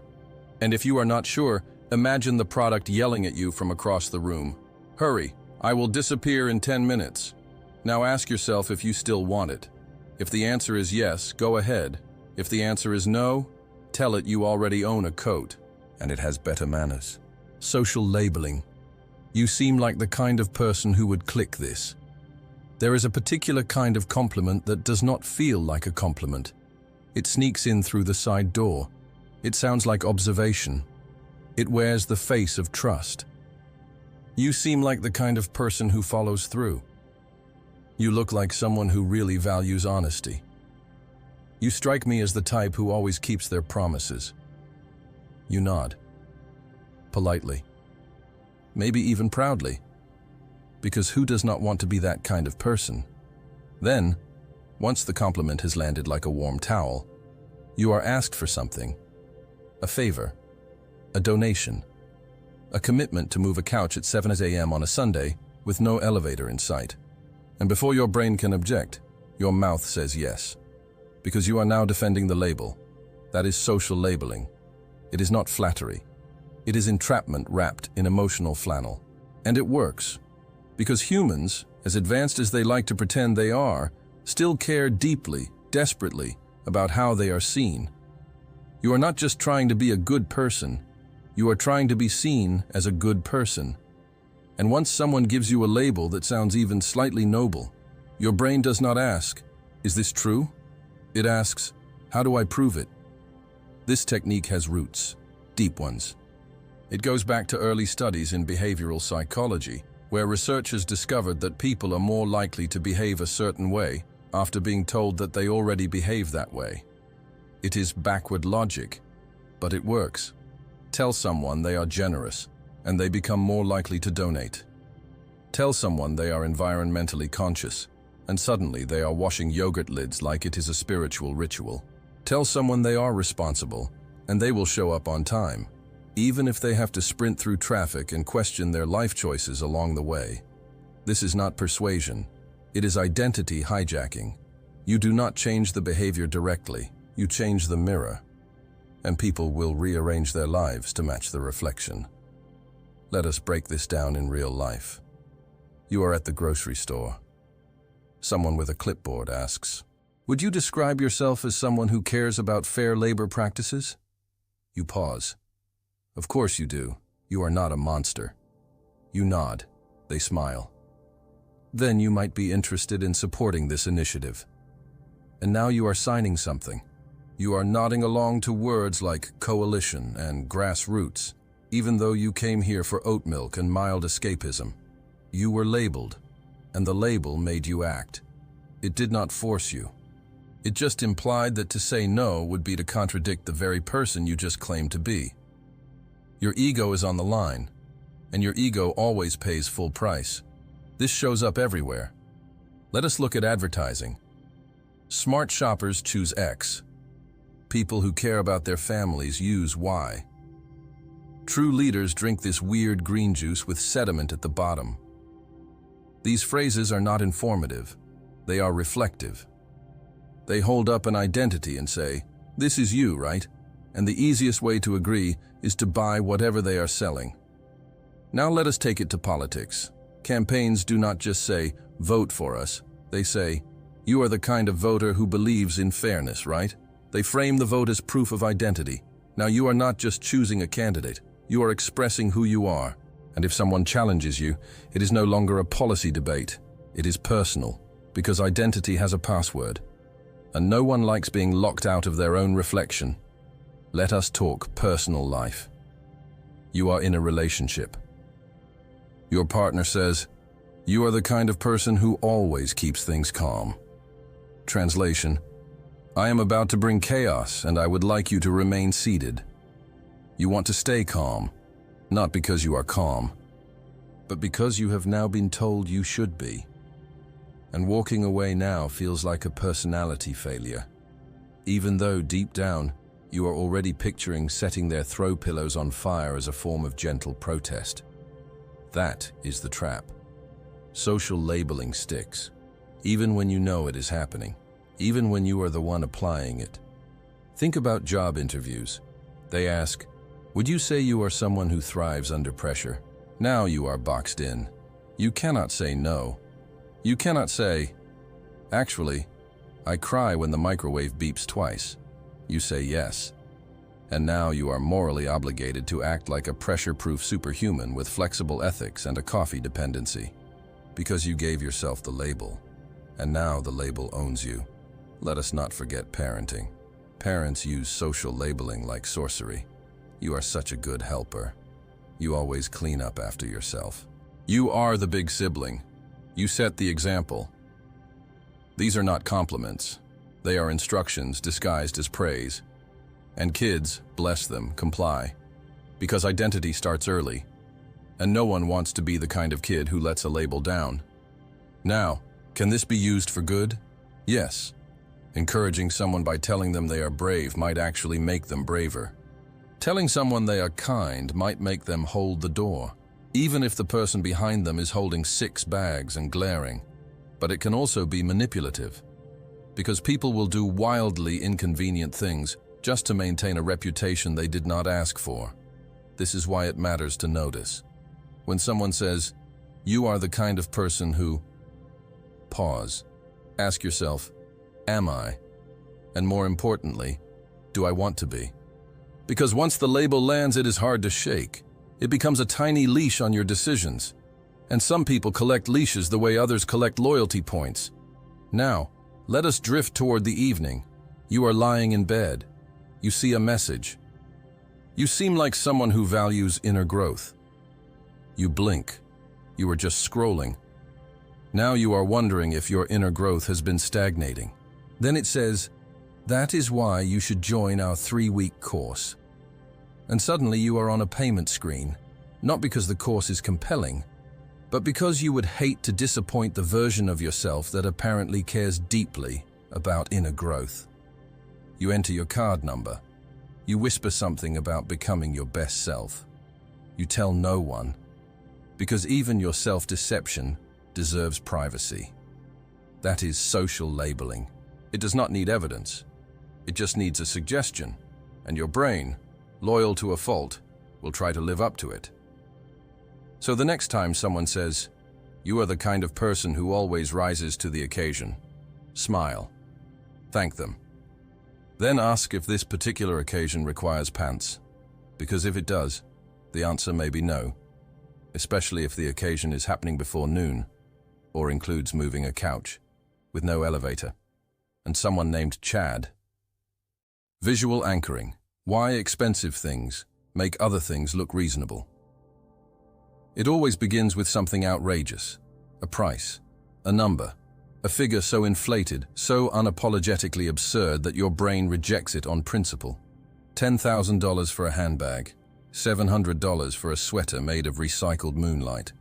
One night in a hotel room that costs more than your rent and comes with complimentary judgment. You scoff, you roll your eyes, you declare that you would never, under any circumstance, spend that much. And then, 10 minutes later, you buy something half as expensive, and you feel good about it. You feel responsible, wise even. Because compared to that first number, your purchase was a bargain. That, my friend, is visual anchoring. It is not logic. It is comparison dressed as reason. And it fools your brain every single time. Let us break it down. Anchoring is a cognitive bias. It happens when the first number you see becomes your reference point. That first number, that is the anchor. It drags everything else into its orbit, even if it makes no sense. Even if it should have come with a warning label and a seatbelt. Once the anchor is set, your perception shifts. Now everything is not judged on its own merit. It is judged in relation to the anchor. It does not matter if the anchor was chosen at random. It does not matter if the anchor came from a display window or a deranged game show. Your brain will cling to it like it owes it money. Let us take a simple example. You walk into a store. You see a coat. It costs $2,000. You laugh. You keep walking. Then you see another coat. It is $300. You think, actually, that is not bad. Even though objectively it is still a $300 coat, made of fabric and hope, and possibly a label that says dry clean only emotionally. But compared to the $2,000 coat, it feels like a steal. That is anchoring. The first number does not have to be real. It just has to be there. Once you see it, it becomes the baseline, the ruler by which all other numbers are measured. And your brain, eager to feel like it is making a smart decision, adjusts its expectations accordingly. This shows up everywhere. In restaurants, there is always one item on the menu that no one is supposed to order, the $120 steak. The market price lobster that requires a credit check. They are not there to be sold. They are there to make the $38 entree seem like a reasonable choice, even though it includes 3 scallops, a smear of anxiety, and a waiter who refers to water as flat hydration. In car dealerships, it is the same game. They show you the premium model first. All the bells, all the whistles, you sit inside it. You feel important. Then they show you the standard model. Now it seems practical, grounded, approachable. Even though it is still more than you intended to spend, and the radio resets itself every time you brake too hard. Anchoring sets the tone, and everything else dances to its rhythm. This technique is not limited to sales. It is used in salary negotiations. They ask you your current salary. They ask you your expected salary. Whichever number you say first becomes the anchor. Say, too low? You just anchored the conversation at a discount. Say too high. They blink politely and ask if that includes benefits and a crown. It also works in real estate. You are shown a house listed at $900,000. You think, who pays that for a shoebox with windows? Then they show you another one for $750,000. Now it seems affordable, even though it is still a shoebox, just with better lighting. Let us go deeper. Anchoring does not only work with numbers, it works with expectations. If the first person you date treats you like an unpaid therapist with scheduling issues, the next person who texts back within the hour feels like a soulmate. Your baseline was low. Your standards are anchored to the floor. And now you are confusing decency with destiny.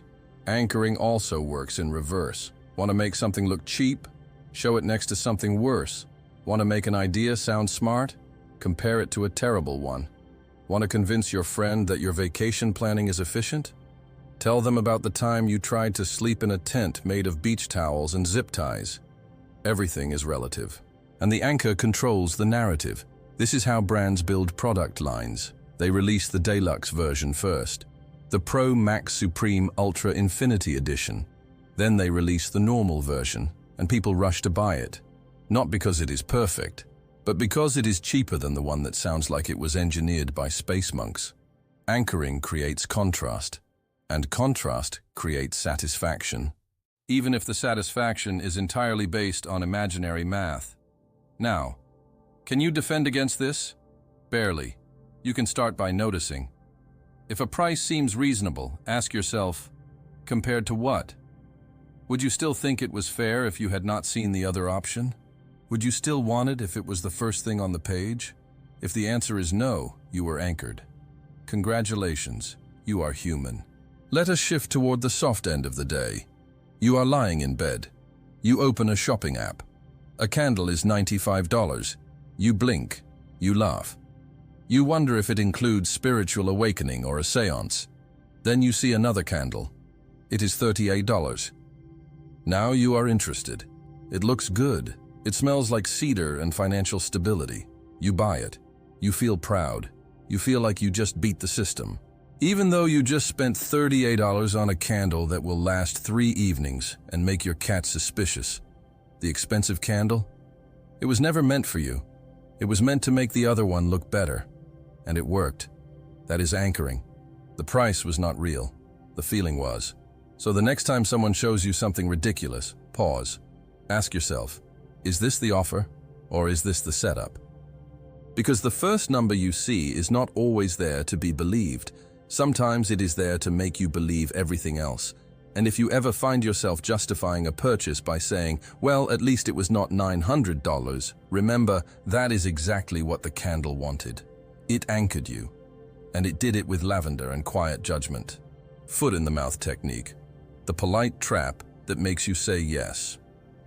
It always begins with a question that seems harmless, not the big kind. Not the kind that makes you reevaluate your entire belief system or think about your childhood dog. No, something small. Hi, how are you today? And you, being a functioning member of society, answer. You say, good, or fine, or, well, a bit tired, but hanging in there. Because you were raised to believe that when someone asks you how you are, you answer, even if the answer is deeply untrue and built on caffeine and delusion. Then, after you answer, the real request appears. Would you like to answer a few questions? Would you like to donate? Would you like to help support a cause, a community, or someone's oddly intense side hustle? You hesitate, but you already said you were good. You already implied you were in a pleasant state of mind, so saying no now feels rude. It feels inconsistent. It feels like you lied, and that is when you agree. Not because you want to, but because you committed to politeness. This is the foot-in-the-mouth technique. It is not about guilt. It is about continuity. It is a compliance strategy where asking a simple question first makes people more likely to say yes afterward. And it works. Because the first question opens the door. The second question walks right through it. Let us break it down. Your brain likes to be consistent. If you say you are doing well, your brain wants your actions to match that claim. Saying no to a small favor right after saying you are good creates friction, emotional static. You feel like a fraud, like someone who says one thing and does another. And rather than face that internal tension, you just comply. Because your mood has already been submitted, and now your behavior is trying to catch up. This technique is sneaky. It does not push. It does not pitch. It just asks how your day is going and lets your social instincts do the rest. It is the behavioral equivalent of leaning in slightly, making eye contact, and whispering, "You seem nice." And no one wants to be the kind of person who disappoints nice. This shows up everywhere. You are walking past a kiosk. Someone says, "Beautiful day, right?" You say yes. You smile. Then they say, "Would you like to try a free sample?" Now you feel trapped. You cannot say yes to the weather and no to the cheese cube.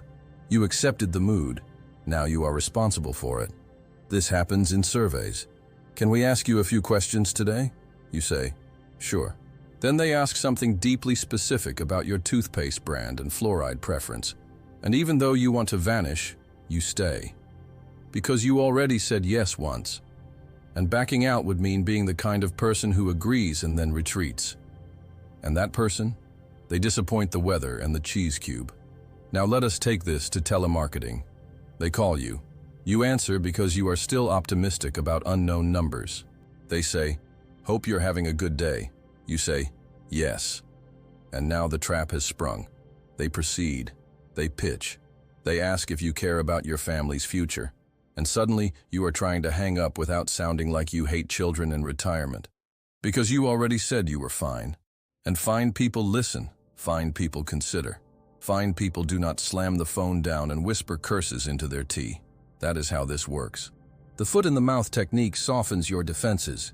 It makes you feel like the kind of person who would say yes, because you already said yes, even if it was about something vague and meteorological.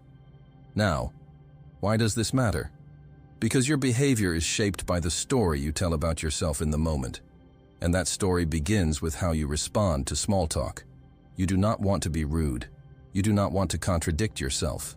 You do not want to disappoint the person who just smiled and asked how your day was. So you give a little, then you give more, and then you are holding a tote bag full of pamphlets and wondering how you got here. This technique is not aggressive. It is elegant. It is emotional judo. It uses your own politeness against you. Let us look at personal relationships. Your friend texts, "Hey, how are you?" You respond. Then they ask, "Could you help me move this weekend?" Now your own reply is a trap. You said you were doing well. You said you had a relaxing weekend planned. And now you are lifting furniture because your version of relaxing apparently involves stairs and emotional manipulation. This shows up in offices. Your manager says, "You are always so helpful." You smile. Then they ask if you could stay late and finish something that was not your job 3 hours ago. You hesitate, but you already accepted the label. You already nodded. And saying no now feels like betrayal. This is not charm. This is structure. The foot-in-the-mouth technique does not need charisma. It just needs sequence. Ask a question, get a positive response, then make the ask. And suddenly, people who would normally decline feel gently guided into agreement. Not because they changed their mind, but because they boxed themselves in with a friendly answer.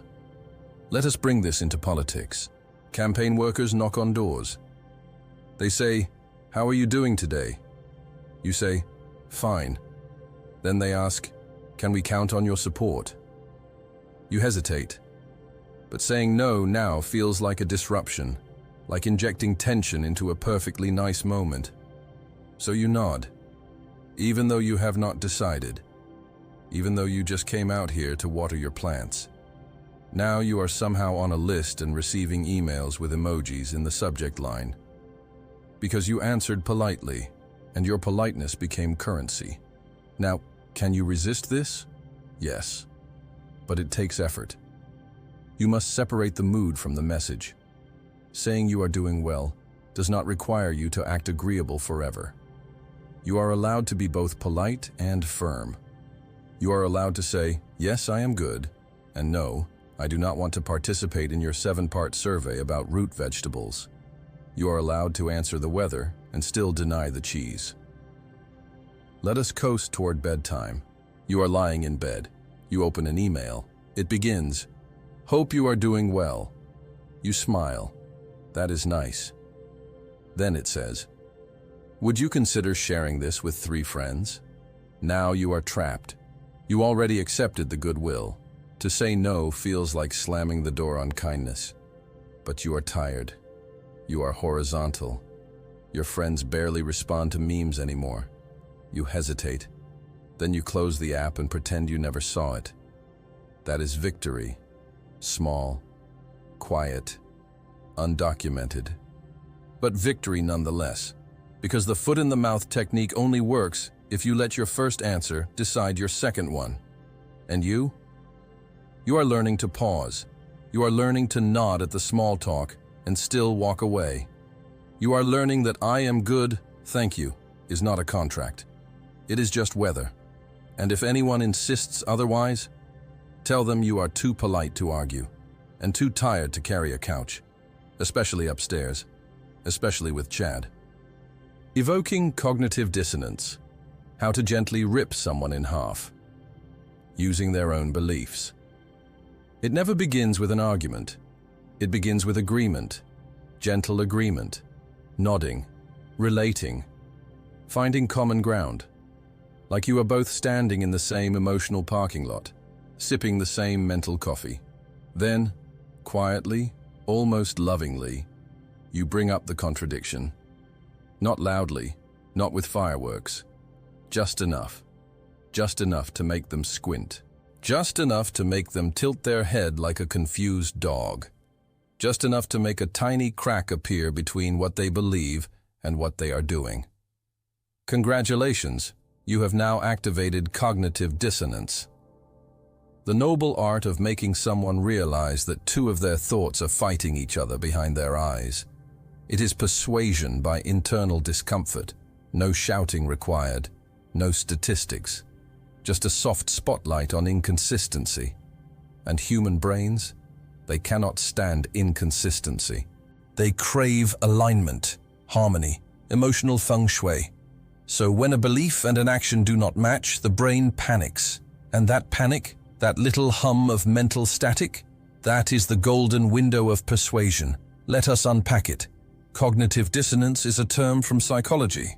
It describes the tension you feel when you hold two conflicting beliefs, or when your actions betray your values. It is the moment you realize you just lectured someone on healthy living while holding a donut the size of a bicycle wheel. It is the split second after you post a rant about social media addiction on social media. It is the eerie silence that follows the phrase, "I am not a procrastinator," right before watching 17 videos about restoring antique soap. That tension must be resolved. The brain cannot just sit with it. It needs to fix it. So it starts editing the story. Sometimes the belief changes. Sometimes the behavior does. Sometimes the brain builds a weird little bridge made of excuses, just strong enough to walk across without thinking too hard. And that is where persuasion lives. Not in logic, not in volume, in that crack. The crack between, "This is who I think I am," and "This is what I just did." Let us say someone believes they are environmentally conscious. They recycle. They carry metal straws. They once yelled at a takeout container. Then you point out, casually, that they drive a vehicle that gets 7 miles per gallon and has the carbon footprint of an emotionally unstable cruise ship. Now they are uncomfortable. Not angry. Uncomfortable. They feel the dissonance. They must resolve it. They may get defensive. They may mumble something about hybrids being not as safe. But the seed is planted, and that seed grows roots in awkward soil, because once you see the contradiction, you cannot unsee it. The trick is not to attack. The trick is to ask. Let them walk into it. Let them say it out loud. Then tilt your head. Ask one more question. And wait. Their brain will do the rest. This is why cult exit counselors often start with kindness. They agree. They affirm. They find common values. Then, softly, they point out where those values are being betrayed. The cult claims to value love, but punishes affection. The cult claims to value freedom, but controls every decision. The dissonance appears. The curtain starts to lift. No yelling required, just gentle lighting. This works in marketing too. You tell someone, "You value your health, right?" They nod. Then you show them a product they are not using. Now they feel the tension. The only way to resolve it is to either buy the product or admit they do not value their health as much as they said. Guess which one they pick. People do not like to be wrong, but more than that, they do not like to be in conflict with themselves. They can handle other people being disappointed, but being disappointed in their own reflection, that is unbearable. This is why public commitments work. You say something out loud. Now it is part of your identity. Now you are emotionally obligated to act in accordance with it. This is also how you get someone to change their mind, without ever asking them to.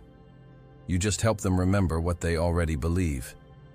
Then you hold up a mirror. Not a magnifying glass, not a spotlight, just a mirror. Let us walk it into relationships. You are dating someone who claims they value communication. You nod. Then you gently point out that they have not replied to 3 messages, canceled plans twice, and communicate primarily through memes with no context. Now there is dissonance. They either adjust the behavior or they adjust the identity. They do not want to adjust the identity because it sounds like therapy, so they will apologize. they will overcorrect. They will send 3 voice notes and a picture of their dog. That is resolution. You did not yell, you just nudged. Let us bring this to workplace dynamics. Your manager says, "I value innovation." Then you ask, "Would it be possible to try this new idea?" They say no. You wait. You ask again later, framed slightly differently. Eventually they realize that either the value changes or the behavior must. And if they have told enough people they value innovation, the pressure is internal. You are not persuading. Their ego is. Cognitive dissonance also shows up in personal habits. You say you value your sleep, but your phone screen says you have been watching woodworking videos for 3 hours, even though you do not own a saw. You say you value saving money, but your cart has 17 items labeled emotional purchase, do not judge. That discomfort, that twitch in your soul, that is your brain trying to fix the narrative. You will either change the behavior or rewrite the story. This helps me relax. This was a good deal. I needed a third lamp. You resolve the dissonance, poorly, but sincerely. Now, can this be used for good? Absolutely. Telling someone they are brave and then asking them to speak up. Telling someone they are kind and then asking them to show it. Telling someone they care and then asking them to act like it.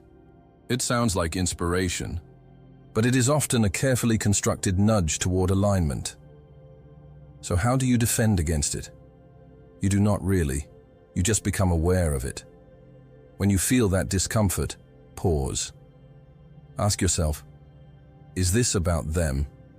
Or is this about me trying to avoid internal conflict? Because sometimes the ask is manipulative, and sometimes the reflection is real. You will know by how long it lingers. Let us coast into the dark.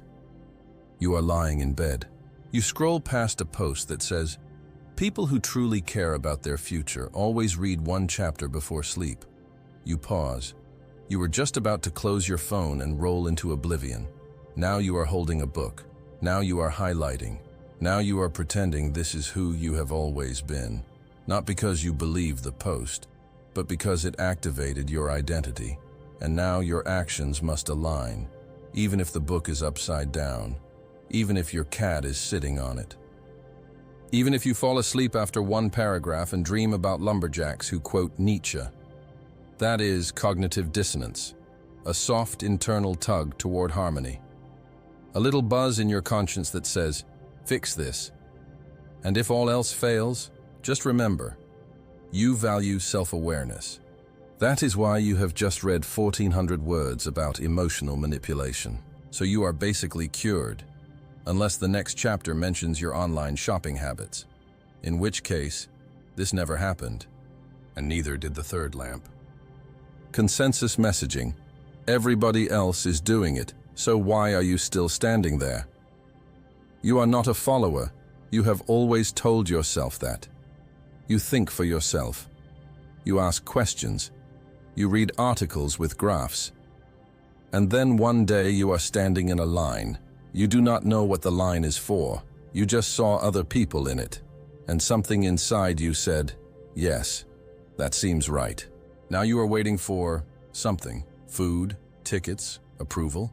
You do not care, because if enough people are doing it, it must be worth doing. This is consensus messaging, also known as social proof, peer pressure with better branding, or why humans should not be left alone in large groups near decisions. It is not about logic, it is about numbers. If everybody else is doing something, your brain assumes it must be correct, valuable, or safe. Because your brain, as bold as it pretends to be, still wants to sit at the table with the popular kids. It still wants to blend in. It still wants to be right, but not alone. Let us unpack this. Consensus messaging is a persuasion technique that works by referencing the behavior of others. Most people choose this option. 9 out of 10 dentists agree. 87% of customers prefer this. Your brain does not stop to verify that statistic. It just nods. Because consensus is efficient. If you do not know what to do, looking at the herd is faster than reading a manual. It is evolutionary. Back in ancient times, if the entire tribe ran away from something, you did not ask questions. You ran. Because staying behind to debate the lion's motives was not a great long-term strategy. Even today, if you see a crowd running, you run too. Even if they are running toward free tote bags and not away from actual danger. Your survival instincts do not care about context. They care about group movement. This is why you glance at online reviews before buying a $6 toothbrush. You want to know that at least 418 strangers have brushed their teeth without incident. And if they liked it, you will like it. Because numbers do not lie, except when they do. Let us look at advertising. You are booking a hotel. One listing says, recently remodeled. Another says, booked 23 times in the last 48 hours. Guess which one you click? Not because you need a crowd, but because the crowd makes you feel safe. If 23 people booked it, how bad could it be? Never mind that they could all be attending the same disappointing convention, or that the number 23 was generated by a plugin designed to simulate urgency. It feels real, and that feeling makes the decision for you. This happens in streaming services. You see a show. It says, "Are there one in your country?" You click it. You regret it. But you keep watching. Because if everyone is watching it, you feel obligated to participate in the collective hallucination. You want to understand the memes. You want to belong. You want to have an opinion about a plot twist you saw coming from space. Consensus messaging makes this happen. Not because the content is great, but because it is crowd-approved. This is also why you have tried certain menu items. The most popular dish is not always the best. It is just the one most people agreed on before you, and now it has momentum. You are not ordering lunch, you are joining a movement. Let us move this into politics. Campaigns say, thousands of supporters have already donated. They do not say, only 3 people gave us money today, and one of them was confused. They build the impression that everyone is contributing. So you do too. Not because you deeply believe in the cause, but because you believe in not being the only one who did not show up. Consensus messaging activates your fear of being the outlier, even if you claim to be rebellious. Even if you wear black turtlenecks and mutter about individuality. Even if you say things like, "I do not care what other people think," with the emotional conviction of a soggy tissue. You care because you are human. And humans, at their core, are herd adjacent. This also shows up in dating apps. Someone says, "I get a lot of messages." Suddenly, they are more attractive. Not because you know anything meaningful about them, but because you assume the crowd has good taste, even though the crowd has, historically, made some questionable choices. See, shoulder pads, mullets, and every season of reality television ever made. Still, the crowd pulls you in. Consensus messaging shows up in fashion. You see 10 people wearing the same ugly jacket. You begin to wonder if it is actually beautiful.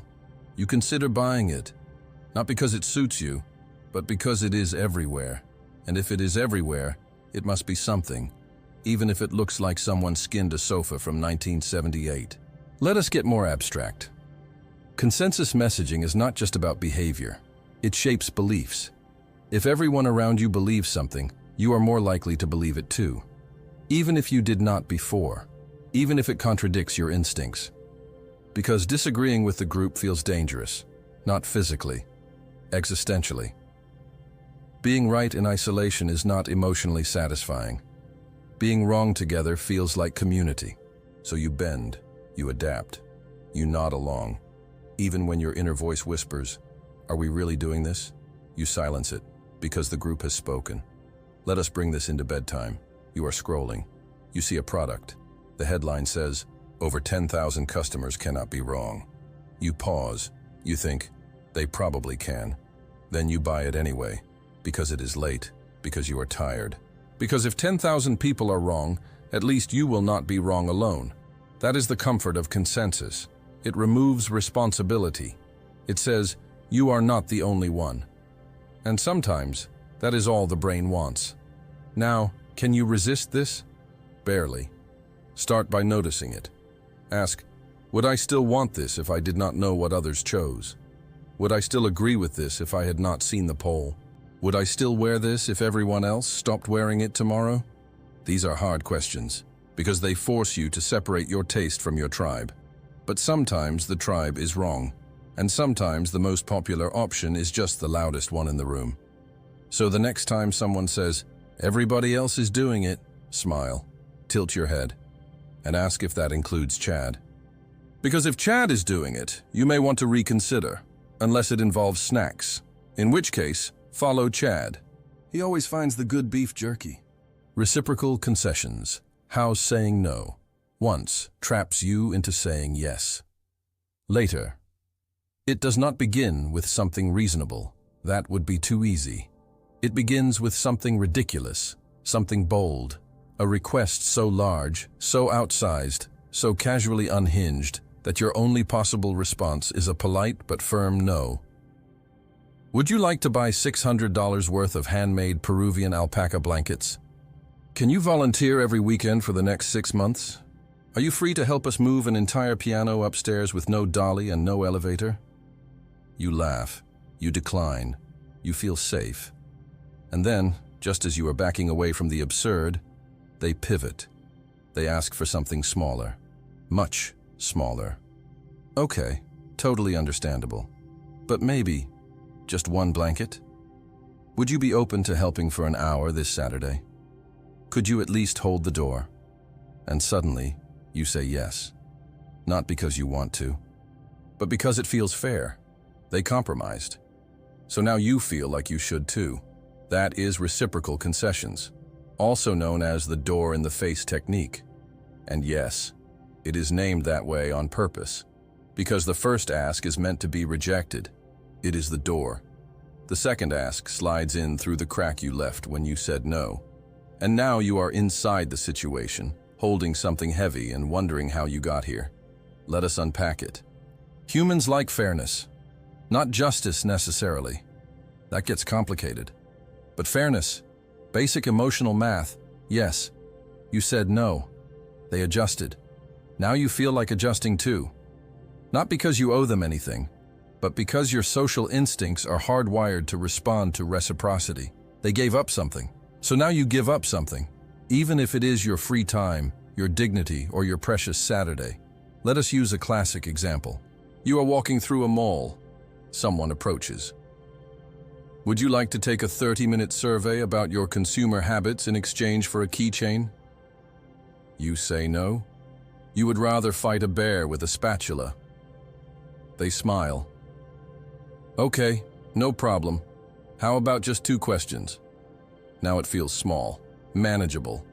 And you agree, because compared to what you just rejected, it feels like a gift.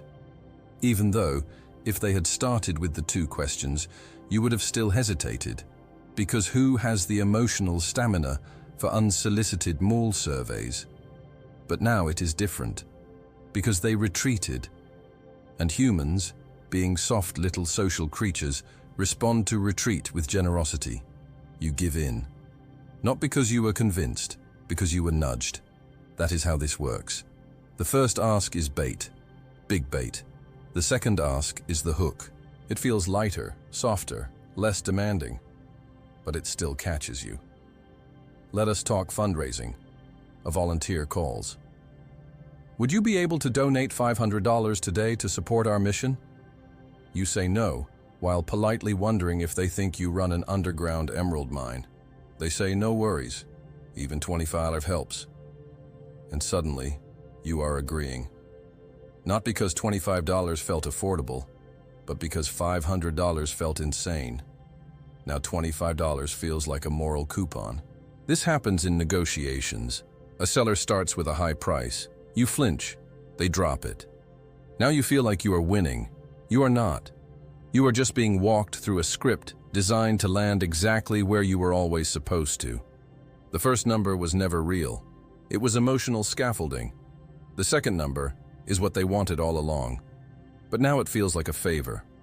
You walk away holding your new thing, feeling victorious, even though you were just gently outmaneuvered like a duck being guided toward a ramp.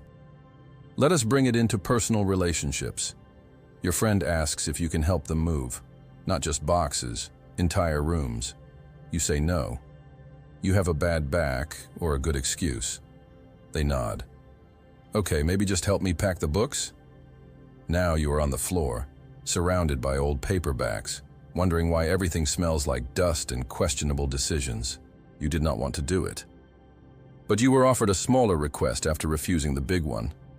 It felt balanced, you felt decent, and now you are 3 hours into alphabetizing someone else's life. This technique is also used by children, effortlessly. They ask for a puppy, you say no. They ask for a hamster, you blink, you say yes. Now you own a cage full of wood chips and regret. Because in the span of 2 minutes they negotiated you into pet ownership with nothing but facial expressions and the ancient power of comparative logic. Children do not know they are using reciprocal concessions. They just know it works, which is what makes it even more dangerous. You cannot argue with instinct. Let us talk business meetings. Your manager proposes a wildly ambitious deadline. Everyone grimaces. Then they revise it to something slightly less terrifying. Now, the team agrees. Because the new deadline feels like mercy, even though it is still unrealistic. Even though it still involves coffee abuse and PowerPoint despair. But you accept. Because saying yes now feels like the generous thing to do. Let us tiptoe toward romantic relationships. Someone says, I think we should move in together. You say no. They pause. They say, okay, what if we just talked about it more seriously in a few months? You agree, because it feels like a middle ground, even though you are still heading in the same direction, just with smaller steps. This is not manipulation in the cartoon villain sense. It is just structure. Emotional pacing. A social dance designed to make the second ask feel better by making the first one impossible. Now, can you resist it? Maybe. Start by noticing the pattern. When you hear a large ask, pause. Ask, would I have said yes to the second thing if it came first? If the answer is no, do not let the sequence decide for you. Do not mistake adjustment for generosity. Sometimes a smaller ask is still more than you want to give. Let us coast gently into evening. You are lying in bed. You open an app. It says, would you like to subscribe to our annual premium plan for $79.99? You scoff. You roll your eyes. Then it says, no worries. How about just $4.99 a month? You agree. You feel smart. You feel like you won. 3 months later, you have paid $14.97 and still do not know what the app does. You do not cancel, because it was the small ask. It felt manageable. And canceling feels like betraying a deal you emotionally agreed to. That is reciprocal concessions. It starts with a loud request. It ends with quiet compliance. And you feel like you made the decision, even though it was made for you the moment you said no to the big one. So the next time someone opens with, would you mind doing me a huge favor? Smile. Say no. And then be ready. Because the real ask is coming next. And if you are lucky, it does not involve stairs or a piano. Tagging technique. I just gave you a cookie. Now sign this petition. It usually begins with something nice. A smile. A compliment. A small gift. A free pen you did not ask for, now clutched like an emotional IOU. Or maybe it is a cookie, just handed to you.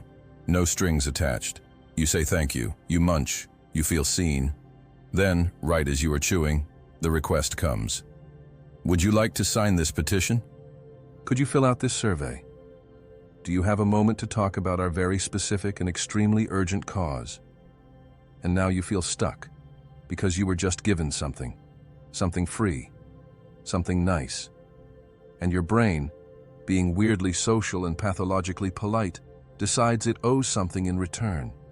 You are now inside the tagging technique, also known as gift-first persuasion, compliance through kindness, or how a stranger with a clipboard used a tic-tac to make you volunteer.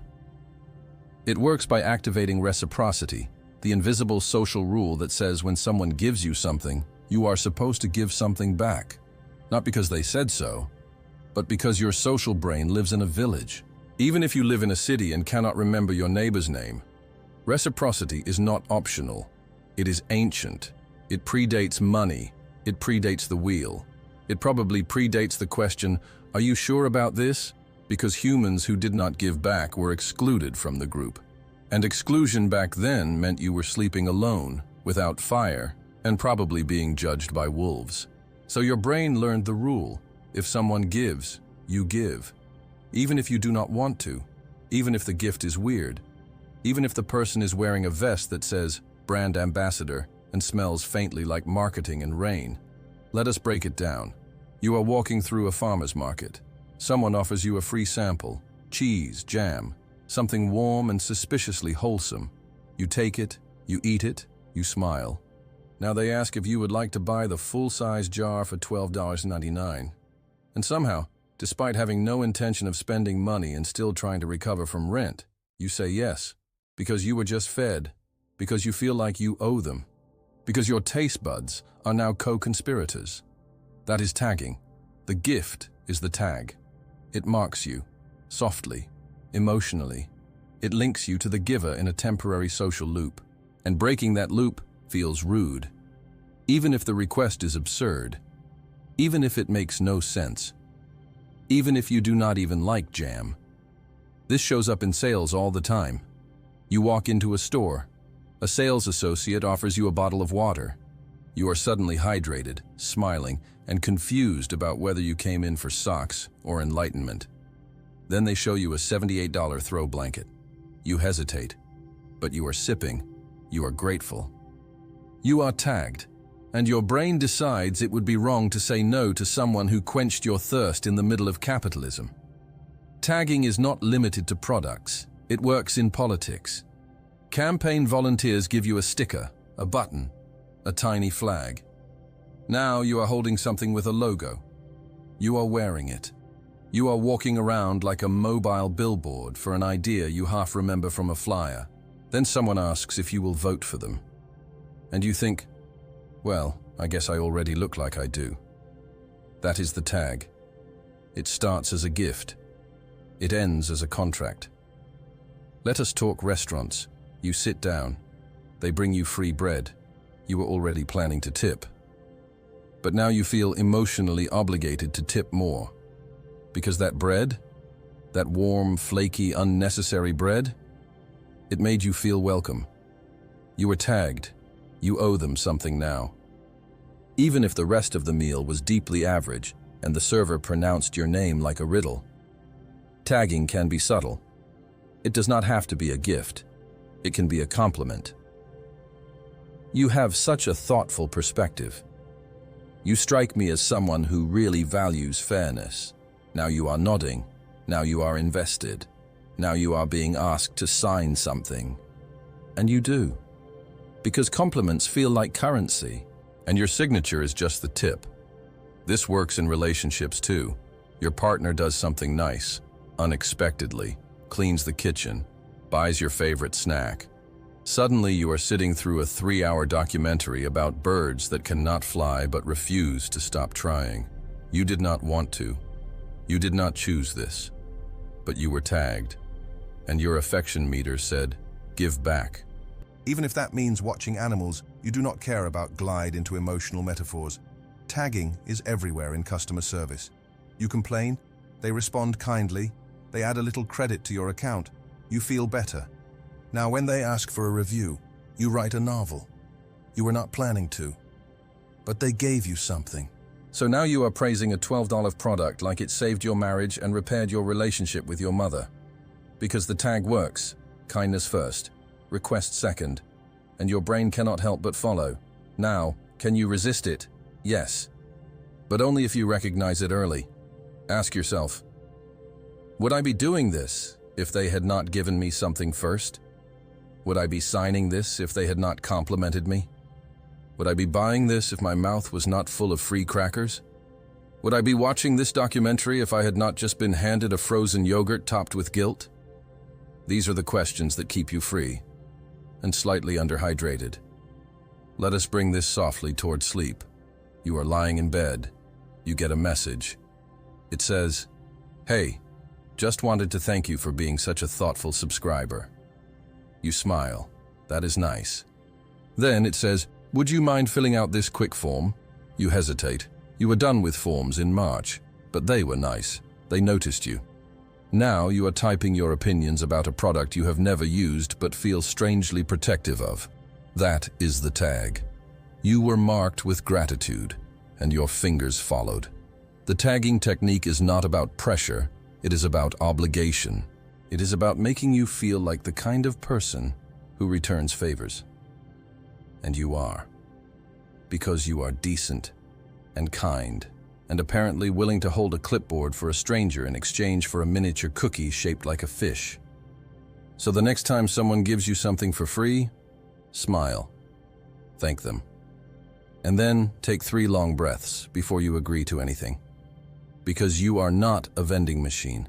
You do not owe them a signature just because they gave you a mint, unless it was spearmint, and surprisingly strong, in which case, maybe just one tiny petition, but only if the fish cookie had frosting. Rejection-Then-Retreat. When no just means you are about to say yes with less dignity. It never starts small. It starts big, loud, bold, unreasonable. You are asked to do something absurd, something so grand, so obviously excessive that you say no without hesitation. Can you donate $500? Can you watch my 4 children while I go to a week-long pottery retreat? Can you co-sign a loan for my cousin who owns a haunted bounce house? No, absolutely not. Not today, not ever, not even if the future depends on it. But then, almost immediately, the ask changes. It retreats. The person sighs, nods, shrinks. Okay, I understand. Maybe just $10? Maybe just watch them for one afternoon? Maybe just drive him to the loan office? And now, somehow, this smaller request feels fair, reasonable, almost generous. You say yes, you feel good about it. Even though 5 minutes ago, this exact request would have felt pushy, now it feels balanced. That is the rejection-then-retreat strategy, also known as door-in-the-face's slightly guiltier twin. It is a persuasion tactic that relies on starting too high, getting rejected, and then sliding into what you really wanted all along, wrapped in the emotional illusion of compromise. It is not negotiation. It is architecture. You build a wall, then you take part of it down. And suddenly, the person on the other side feels like you gave them space, even though they are standing exactly where you planned. Let us dissect it. Humans hate saying no. It feels mean. It feels selfish. It feels like kicking a puppy wearing glasses. So when someone gives us a big ask and we decline, we feel a little bad. Just a little. Not full-on shame, but enough to create a crack. A crack that makes us want to make it up to them, to soften the blow, to show we are not monsters. That is when they slide in with a smaller ask. And now, without realizing it, we are doing emotional math. We think, well, I did say no, so maybe I should say yes now. We feel like the second ask is a peace offering. We want to accept it. Not for them, for us. Because it allows us to feel kind again. And that is what makes this so effective. You are not being convinced. You are being reconciled. Let us take it to fundraising. Someone approaches. Would you be willing to sponsor a child's education for the next year? You blink. You try to remember how many streaming services you already forgot to cancel. You say no. They nod. Totally understandable. Even just a small monthly donation would help. Now you are digging for your wallet. Not because you changed your mind, but because the smaller request feels like redemption. They forgave you, so now you forgive yourself and pay for it. This shows up in retail. You are in a store. A salesperson shows you the deluxe option. All the bells, all the whistles, The thing can probably make toast and file your taxes. It is $899. You recoil. They nod. How about this one? It is smaller, simpler. Still overpriced, but now it feels approachable. You say yes, and you walk away thinking you saved money. You did not. You just danced the retreat tango with someone who never planned on selling you the expensive one. That was just the decoy. This works in friendships too. Your friend says, "Can you help me move this weekend?" You say no, because you are not a fool. Then they say, "Okay, what about just Friday night for a couple hours?" And now you are in a car, driving toward a house full of boxes and regret. Because the second ask felt like a compromise. It felt like the least you could do. And that phrase, "the least I could do," that is the entire point of this strategy. To get you to find your lowest acceptable yes. Let us talk family. Your cousin asks, "Can I crash at your place for a month?" You say no, because you like your peace, your space, and your fridge unrated. Then they say, "How about just a weekend?" You sigh. You agree. You clear the couch. And by Sunday night, you are ordering pizza while he explains how cryptocurrency is going to replace hugs. This happens in workplace negotiations. Your boss asks you to lead an entire project. You decline. You have enough on your plate. They nod. How about just helping organize the kickoff? You agree. 2 weeks later, you are leading the project anyway, because the retreat was just a speed bump, not a stop sign, and you gave them permission to roll over it. This also works in relationships. Someone wants to move in. You are not ready. They say, "Okay, what if I just start leaving a few things here?" You agree. A few weeks later, their toothbrush, shampoo, 4 coats, and a gaming console have set up a small democracy in your apartment. You never said yes to this. You just said yes to a little less than what they originally asked, and now you live with someone who whistles during loading screens. Rejection-Then-Retreat is not about persuasion. It is about managing your guilt. They ask. You say no. They adjust. And now your brain goes, "Well, I cannot say no again. That would make me a villain." You are not a villain. You are a person who got nudged by emotional rhythm. So now you are saying yes to the second ask out of fairness, not desire. Let us walk this gently into evening. You are lying in bed. You get a message. It says, "Would you like to upgrade to our platinum sleep plan for $49.99 a month?" You chuckle. You scoff. You almost fall asleep on principle. Then it says, "No problem. How about just $3.99 for tonight only?" Now you are squinting. Now you are tempted.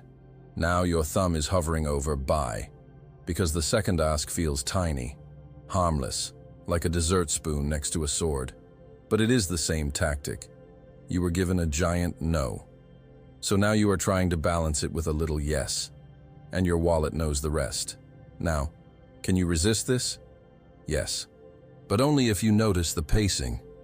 Ask yourself, would I say yes to this if it was the first request? If not, pause.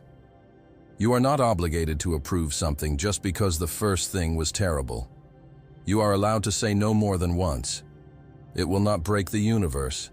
It will not send you to the social penalty box. It will just keep your boundaries where you left them, and your couch where it belongs, unoccupied. So the next time someone opens with, "Could you do something big?" Breathe. The follow-up is coming. It will be smaller. It will be sweeter. It will feel like an olive branch, but it is still a branch. And if you are not careful, you will be using it to stir someone else's soup, right before they ask for your Netflix password, and a blanket, and a ride, to his friend's house, where the piano still waits.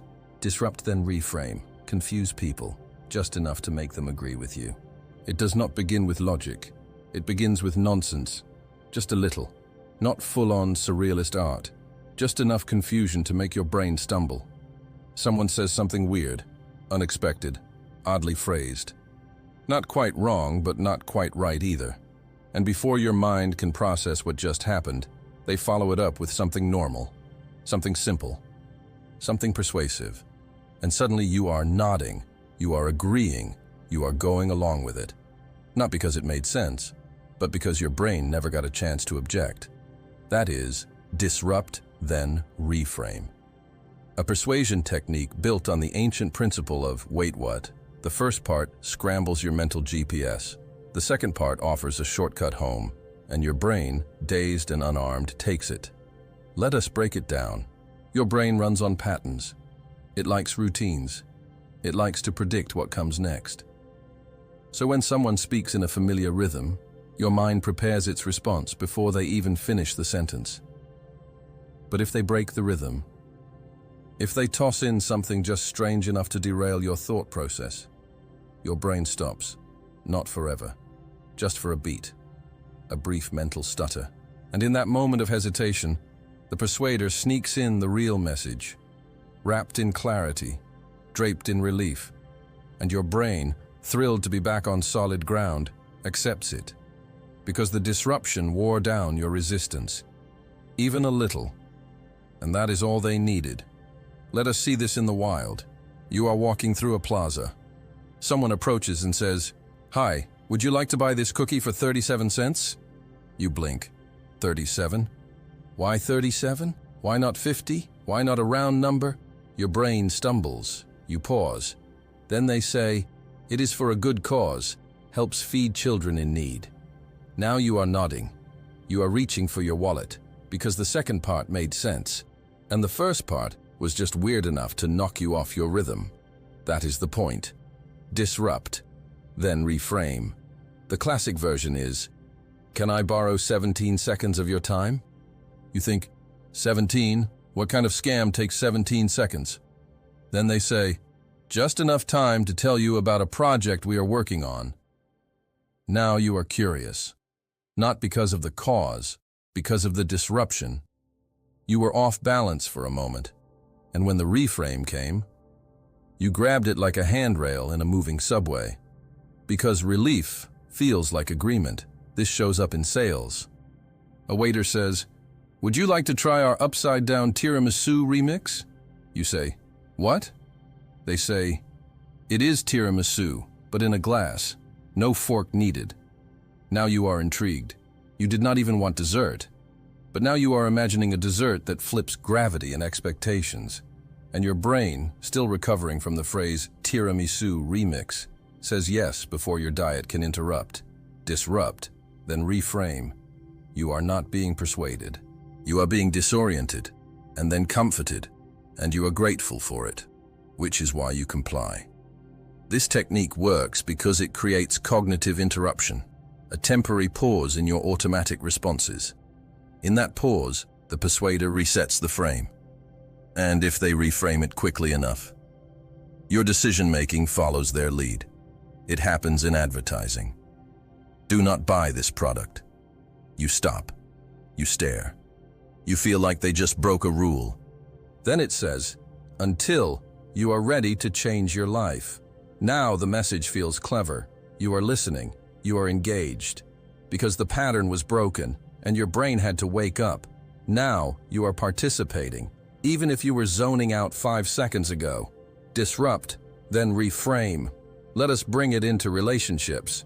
Your partner says, "You are the emotional equivalent of a soup spoon." You blink. You process.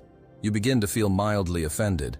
Then they say, "Reliable, comforting, always in the drawer when I need you." Now you are smiling. Now you are emotionally compromised.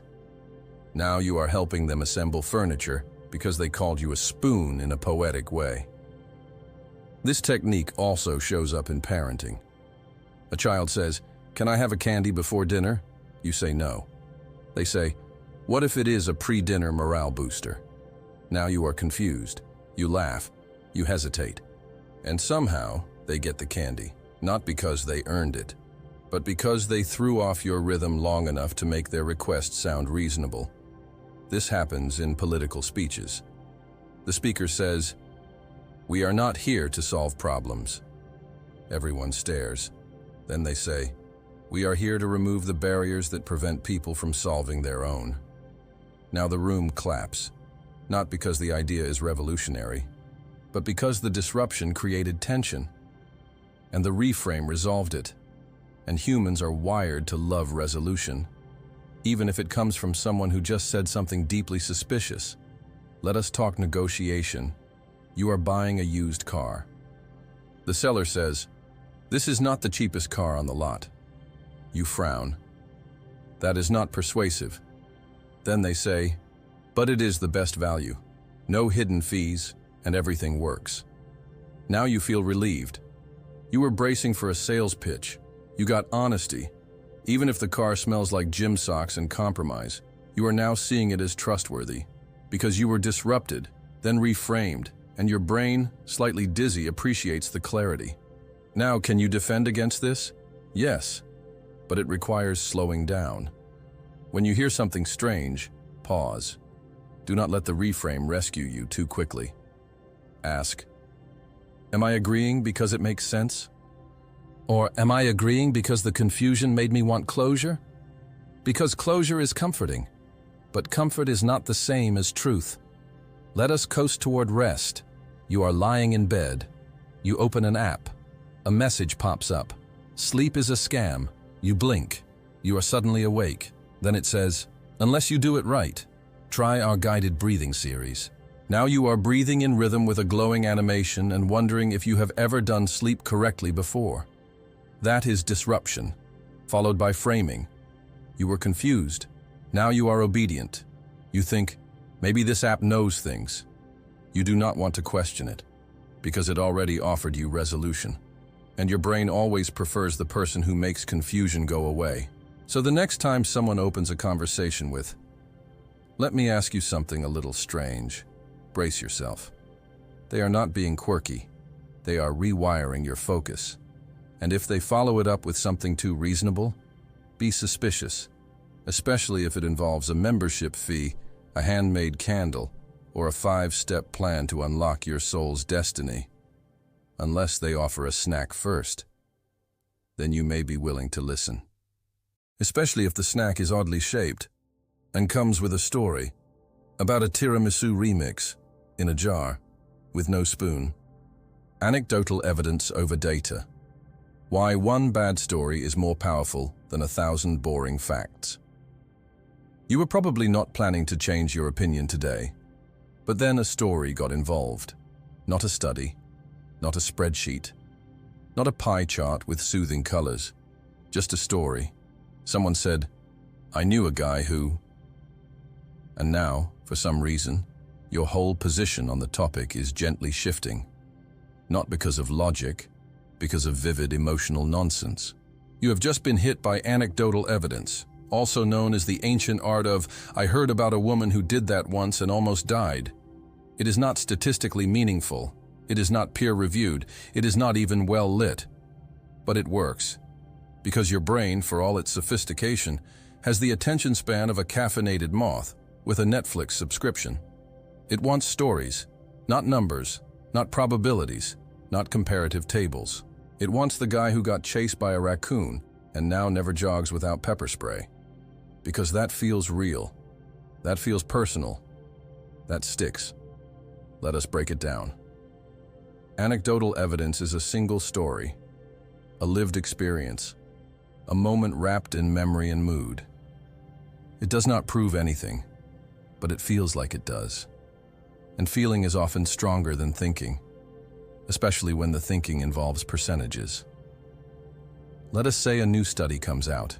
It says 99.7% of people who try something are fine. Cool. Sounds safe. But then someone tells you, "My cousin did that and it ruined his life." Suddenly, the 3% is the only number that matters. It is glowing. It is pulsing. It has a face. Anecdotal evidence gives the exception a name. And your brain cannot ignore a named exception. Because now it is not a statistic, it is a tragedy. This happens with medicine. You read about a vaccine, you see the data. It is safe, effective, extensively tested.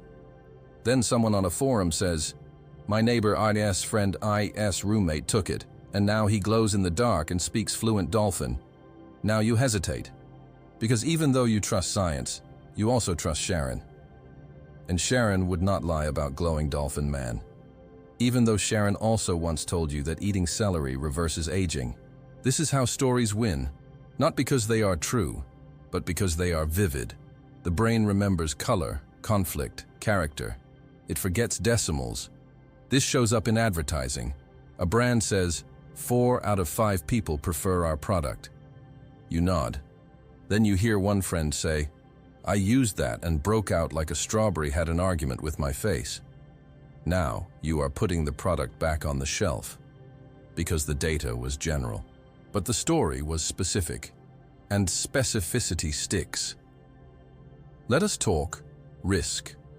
Anecdotal evidence hijacks your perception of danger. You know statistically that plane travel is safer than car travel.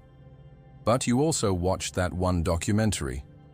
And now you grip the armrest like it owes you money. Because your brain cannot calculate risk accurately when it is busy replaying a soundtrack of screaming passengers and ominous music. This is why horror stories about food poisoning are more powerful than 100 health inspections. One friend gets sick from sushi? Now you are suspicious of raw fish for the next decade, even though it was probably not the sushi. It was probably Jeff's decision to pair it with milk and confidence. But you do not remember the meal. You remember the vomiting, and that is what sticks. Anecdotal evidence thrives on fear. It turns the rare into the memorable, and memory becomes decision. This happens in relationships. You say, I am thinking about trying online dating. Someone says, my sister met her husband there. Nice. Then someone else says, my coworker tried that and ended up dating a man who believed the moon is a hoax. Now you hesitate.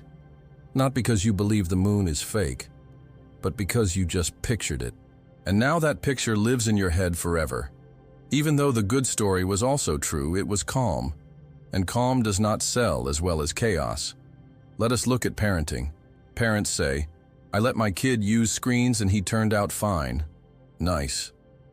Then someone says, I know a family whose child watched too much television and now only communicates through SpongeBob impressions. Now you are locking the tablet in a cabinet like it is radioactive. You are not reacting to reality. You are reacting to narrative. Let us bring this into health. You read about a healthy diet, backed by science, endorsed by experts. Then someone posts, I tried that diet and I fainted in a Walmart. Now you are second-guessing it. Even though you do not know what they ate, how much they slept, or whether they faint regularly just for attention. It does not matter. The image is set. And now your brain says, maybe not. Because one story can cancel out 1,000 facts if it is delivered with enough emotional seasoning. Now, do people know they are doing this? Sometimes. But often they are just repeating what stuck with them, not what was verified. Which is why misinformation spreads faster than peer-reviewed truth. Because the lie has a story, and the truth has a graph. This works in politics. A law passes. People say, most people will benefit. Then someone says, my uncle lost everything because of that. Now the law is evil. Even if the uncle's situation was a 1 in a million fluke involving taxes, a squirrel, and an unpaid parking ticket from 1992. You do not care about the nuance. You care about the uncle, because you were given a story. And stories become filters. Now, can you resist this? Barely. Start by asking, is this the norm or the exception? Does this story represent a pattern? Or is it a particularly shiny outlier? Because your brain will treat both the same, even when it should not. Let us drift toward bedtime. You are lying in bed. You open a health blog. It says, studies show this sleep technique improves rest in 80% of people. You nod. Then you read a comment. I tried it and woke up in a cold sweat, thinking I was being hunted by a librarian. Now you are nervous. You close the blog. You stare at the ceiling. Because the librarian story activated something. And you do not want to become a statistical ghost story with good posture. That is the power of anecdotal evidence. It hijacks your brain's prioritization system. It makes rare things feel frequent. It makes weird things feel personal. and it makes common sense look like it is wearing beige pants. So the next time someone says, "I knew a guy who," pause, nod, and ask whether that guy is statistically relevant, or just Jeff, because Jeff once fell off a stationary bike while it was not moving, while eating a sandwich, and you still avoid spin class because of him. Foot in the elevator. Why people say yes when they feel like they are being lifted up. It does not begin with a request. It begins with a compliment, a glow, an emotional elevation. You seem like someone who gets things done. You strike me as a person who cares deeply about others. You have the kind of energy that just makes people want to say yes. You blink. You absorb. You do not fully understand what is happening, but you feel a little taller, a little more capable. And then, just as the warmth settles in, comes the ask. Could you help out with this? Would you mind pitching in? Would you be willing to take the lead? You say yes, almost automatically, because you want to live up to the description, because you were just lifted, and you want to stay up there. That is the foot in the elevator technique. It is persuasion through praise, not flattery, not manipulation, just elevation, emotional and social. You are told you are a certain kind of person, and now you want to behave like that person. Because it feels good, because it feels right, because it is nicer to live up than let down. Let us break it down. This technique is about self-concept. Your self-image is not fixed. It adjusts based on cues. If someone says you are smart, generous, insightful, brave, your brain leans into it. It wants to match, because contradiction feels awkward. So instead of saying, "Actually, I am unreliable and covered in crumbs," you agree, quietly, emotionally, and then you act accordingly. Let us take a basic example. You are walking through a store. A salesperson says, "You look like someone who really knows quality." You pause. You do not, technically, but you like the sound of that. Then they hand you a product. You nod. You pretend to evaluate it with great discernment, and then you buy it. Not because of the product, because of the compliment, because someone saw you as someone who makes smart choices. And you wanted that to be true. Foot in the elevator, you were raised up, and you stayed there with your wallet. This works in job interviews. You are asked a question, you answer. The interviewer smiles and says, "That shows a lot of leadership thinking. You were just guessing." But now you are a leader. And when they ask if you would feel comfortable leading a project, you say yes, because you were just told you were that kind of person. And your brain does not want to argue with good news. This shows up in fundraising. You get a call. Someone says, "We are reaching out to people in the community who really care." You nod, even though you were just trying to make pasta. Then they say, "Would you be willing to help?" You hesitate, then say yes, because you were identified as a helper, and now you want to be one. That is how this works. The compliment comes first, the request comes second, and the decision comes from the desire to match the compliment, not the logic of the request. Let us move to dating. Someone says, "You seem really emotionally available." You smile. You do not know if that is true, but it sounds mature. Then they ask if you want to talk about your feelings at 1 a.m. over tea and unresolved trauma. You say yes, because apparently that is who you are now, emotionally available, tea compatible, foot in the elevator, up you go. This happens in friendship. Your friend says, "You always give the best advice." Then they ask what they should do about their third breakup this month. You were going to pretend to be asleep, but now you are scrolling through text screenshots and saying things like, "What does your gut say?" because you were cast in a role, and now you are playing it, foot in the elevator. Even though the elevator is heading straight into a soap opera, let us not skip politics. A campaign ad says, "Voters like you understand what really matters."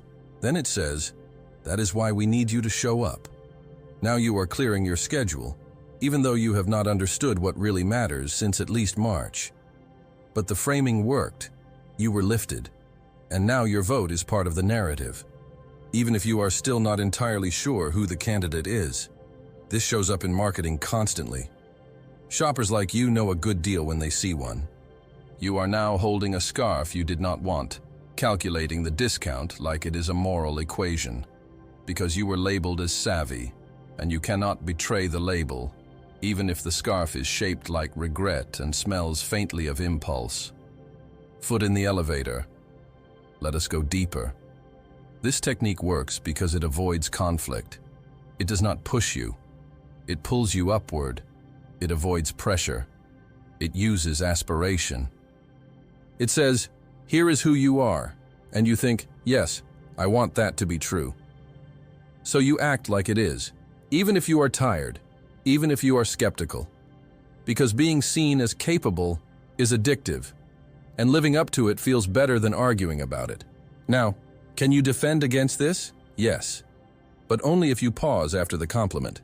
Ask, would I do this if they had not said that about me? If the answer is no, then you were responding to identity, not reason.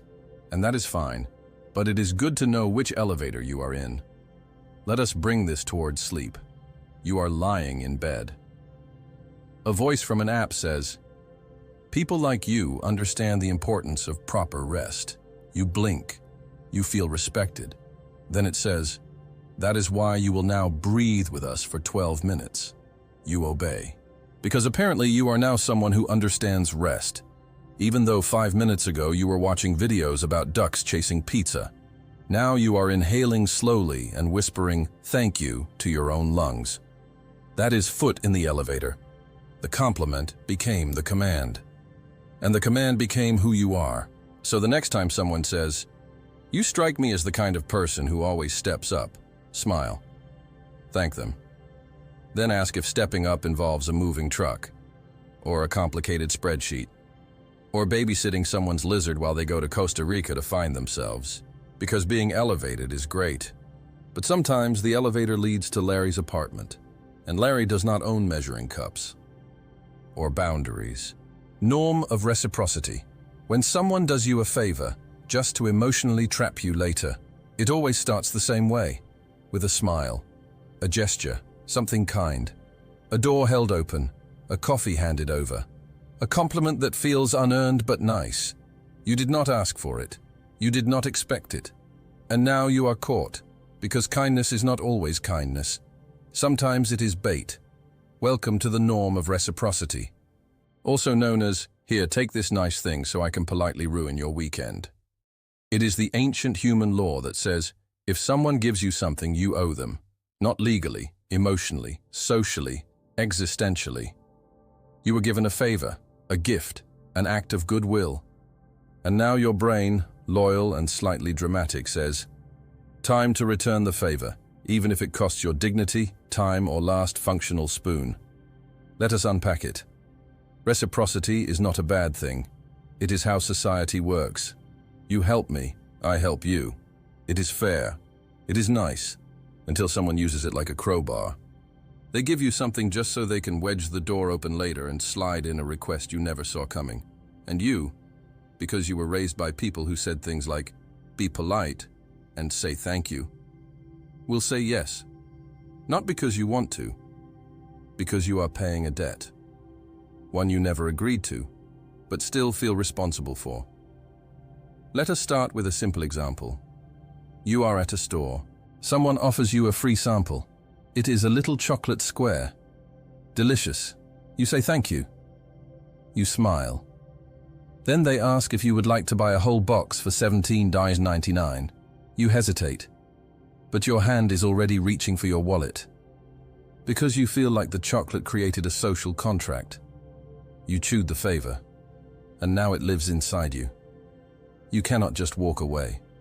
That would make you a monster. This happens with neighbors. Your neighbor mows your lawn, unprompted. You are confused. You are grateful. Then, a week later, he asks if you could watch his dog for the weekend. You want to say no. You have plans, but you also have freshly cut grass. So now you're spending your Saturday following a Pomeranian around like it owes you rent. Because the lawn was never just a favor. It was the setup. This shows up in offices. Your coworker brings you coffee. You did not ask. You accept. You say thank you. Then they email you. Could you take a quick look at this report before the meeting? And now you are proofreading something with 10 tabs open and half a sandwich in your hand. Because the coffee made you vulnerable. It whispered, "You owe now." And your brain believed it. This is how street fundraisers work. They hand you a flower, a small token, maybe a bracelet, maybe a sticker. Then they ask for a donation. You say, "No, thank you." They say, "Keep the flower." Now you feel like a thief, a decorated, emotionally conflicted thief. So you give them money, not for the cause, for the symmetry. Because imbalance feels wrong, even if the favor was unsolicited. Even if the flower came with guilt pollen. Let us not skip dating. Someone cooks you dinner, lights candles, plates the food like they watched a cooking show once and took it personally. Then they say, "So I was thinking maybe we could talk about moving in?" You blink. You chew. You nod slowly. Because the potatoes are perfect and your stomach has joined the conversation. You were not ready. But the dinner elevated everything. And now your polite instincts are in charge. Foot in the candlelit trap. This works in marketing. You download a free guide. It is full of helpful tips and pleasant fonts. Then, the email arrives. Would you like to support us with a small subscription? You were not planning to. But they helped you. They gave you knowledge. And now your brain, even though it knows how lead funnels work, still wants to return the favor. So you subscribe. You become the data. Because the norm of reciprocity does not care if you knew it was coming. It only cares that you received something. And now you are emotionally on the hook. Let us go darker. This is why manipulation works so well. Because it wears kindness as camouflage. The boss who praises you just before asking you to stay late. The friend who gives you a ride and then expects your entire weekend in return. The stranger who flatters you and then asks for a favor way outside your comfort zone.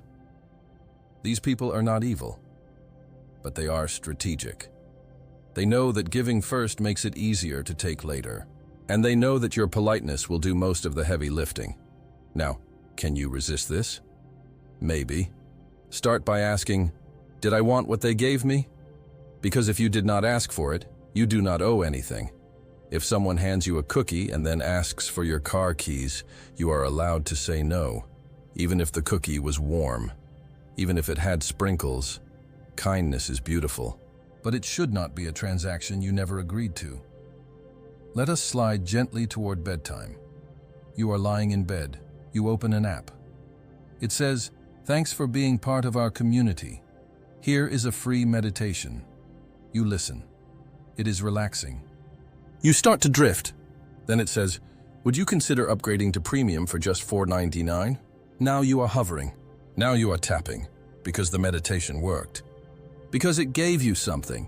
And now you feel like premium is not a purchase. It is a thank you. That is reciprocity. That is how it sneaks in. Through the nice door. With polite shoes. You did not ask for it. But now you are paying for it. So the next time someone hands you something for free, smile. Thank them. Then ask yourself, do I want what comes next? Because sometimes the gift is just a wrapper. And inside? A request shaped like a favor. Or a puppy. Or a couch that needs moving. Or Jeff, asking if you can water his plants while he is in Bali, even though he never told you he was going. And now you are holding a key. And wondering how you got emotionally blackmailed by a succulent. You made it.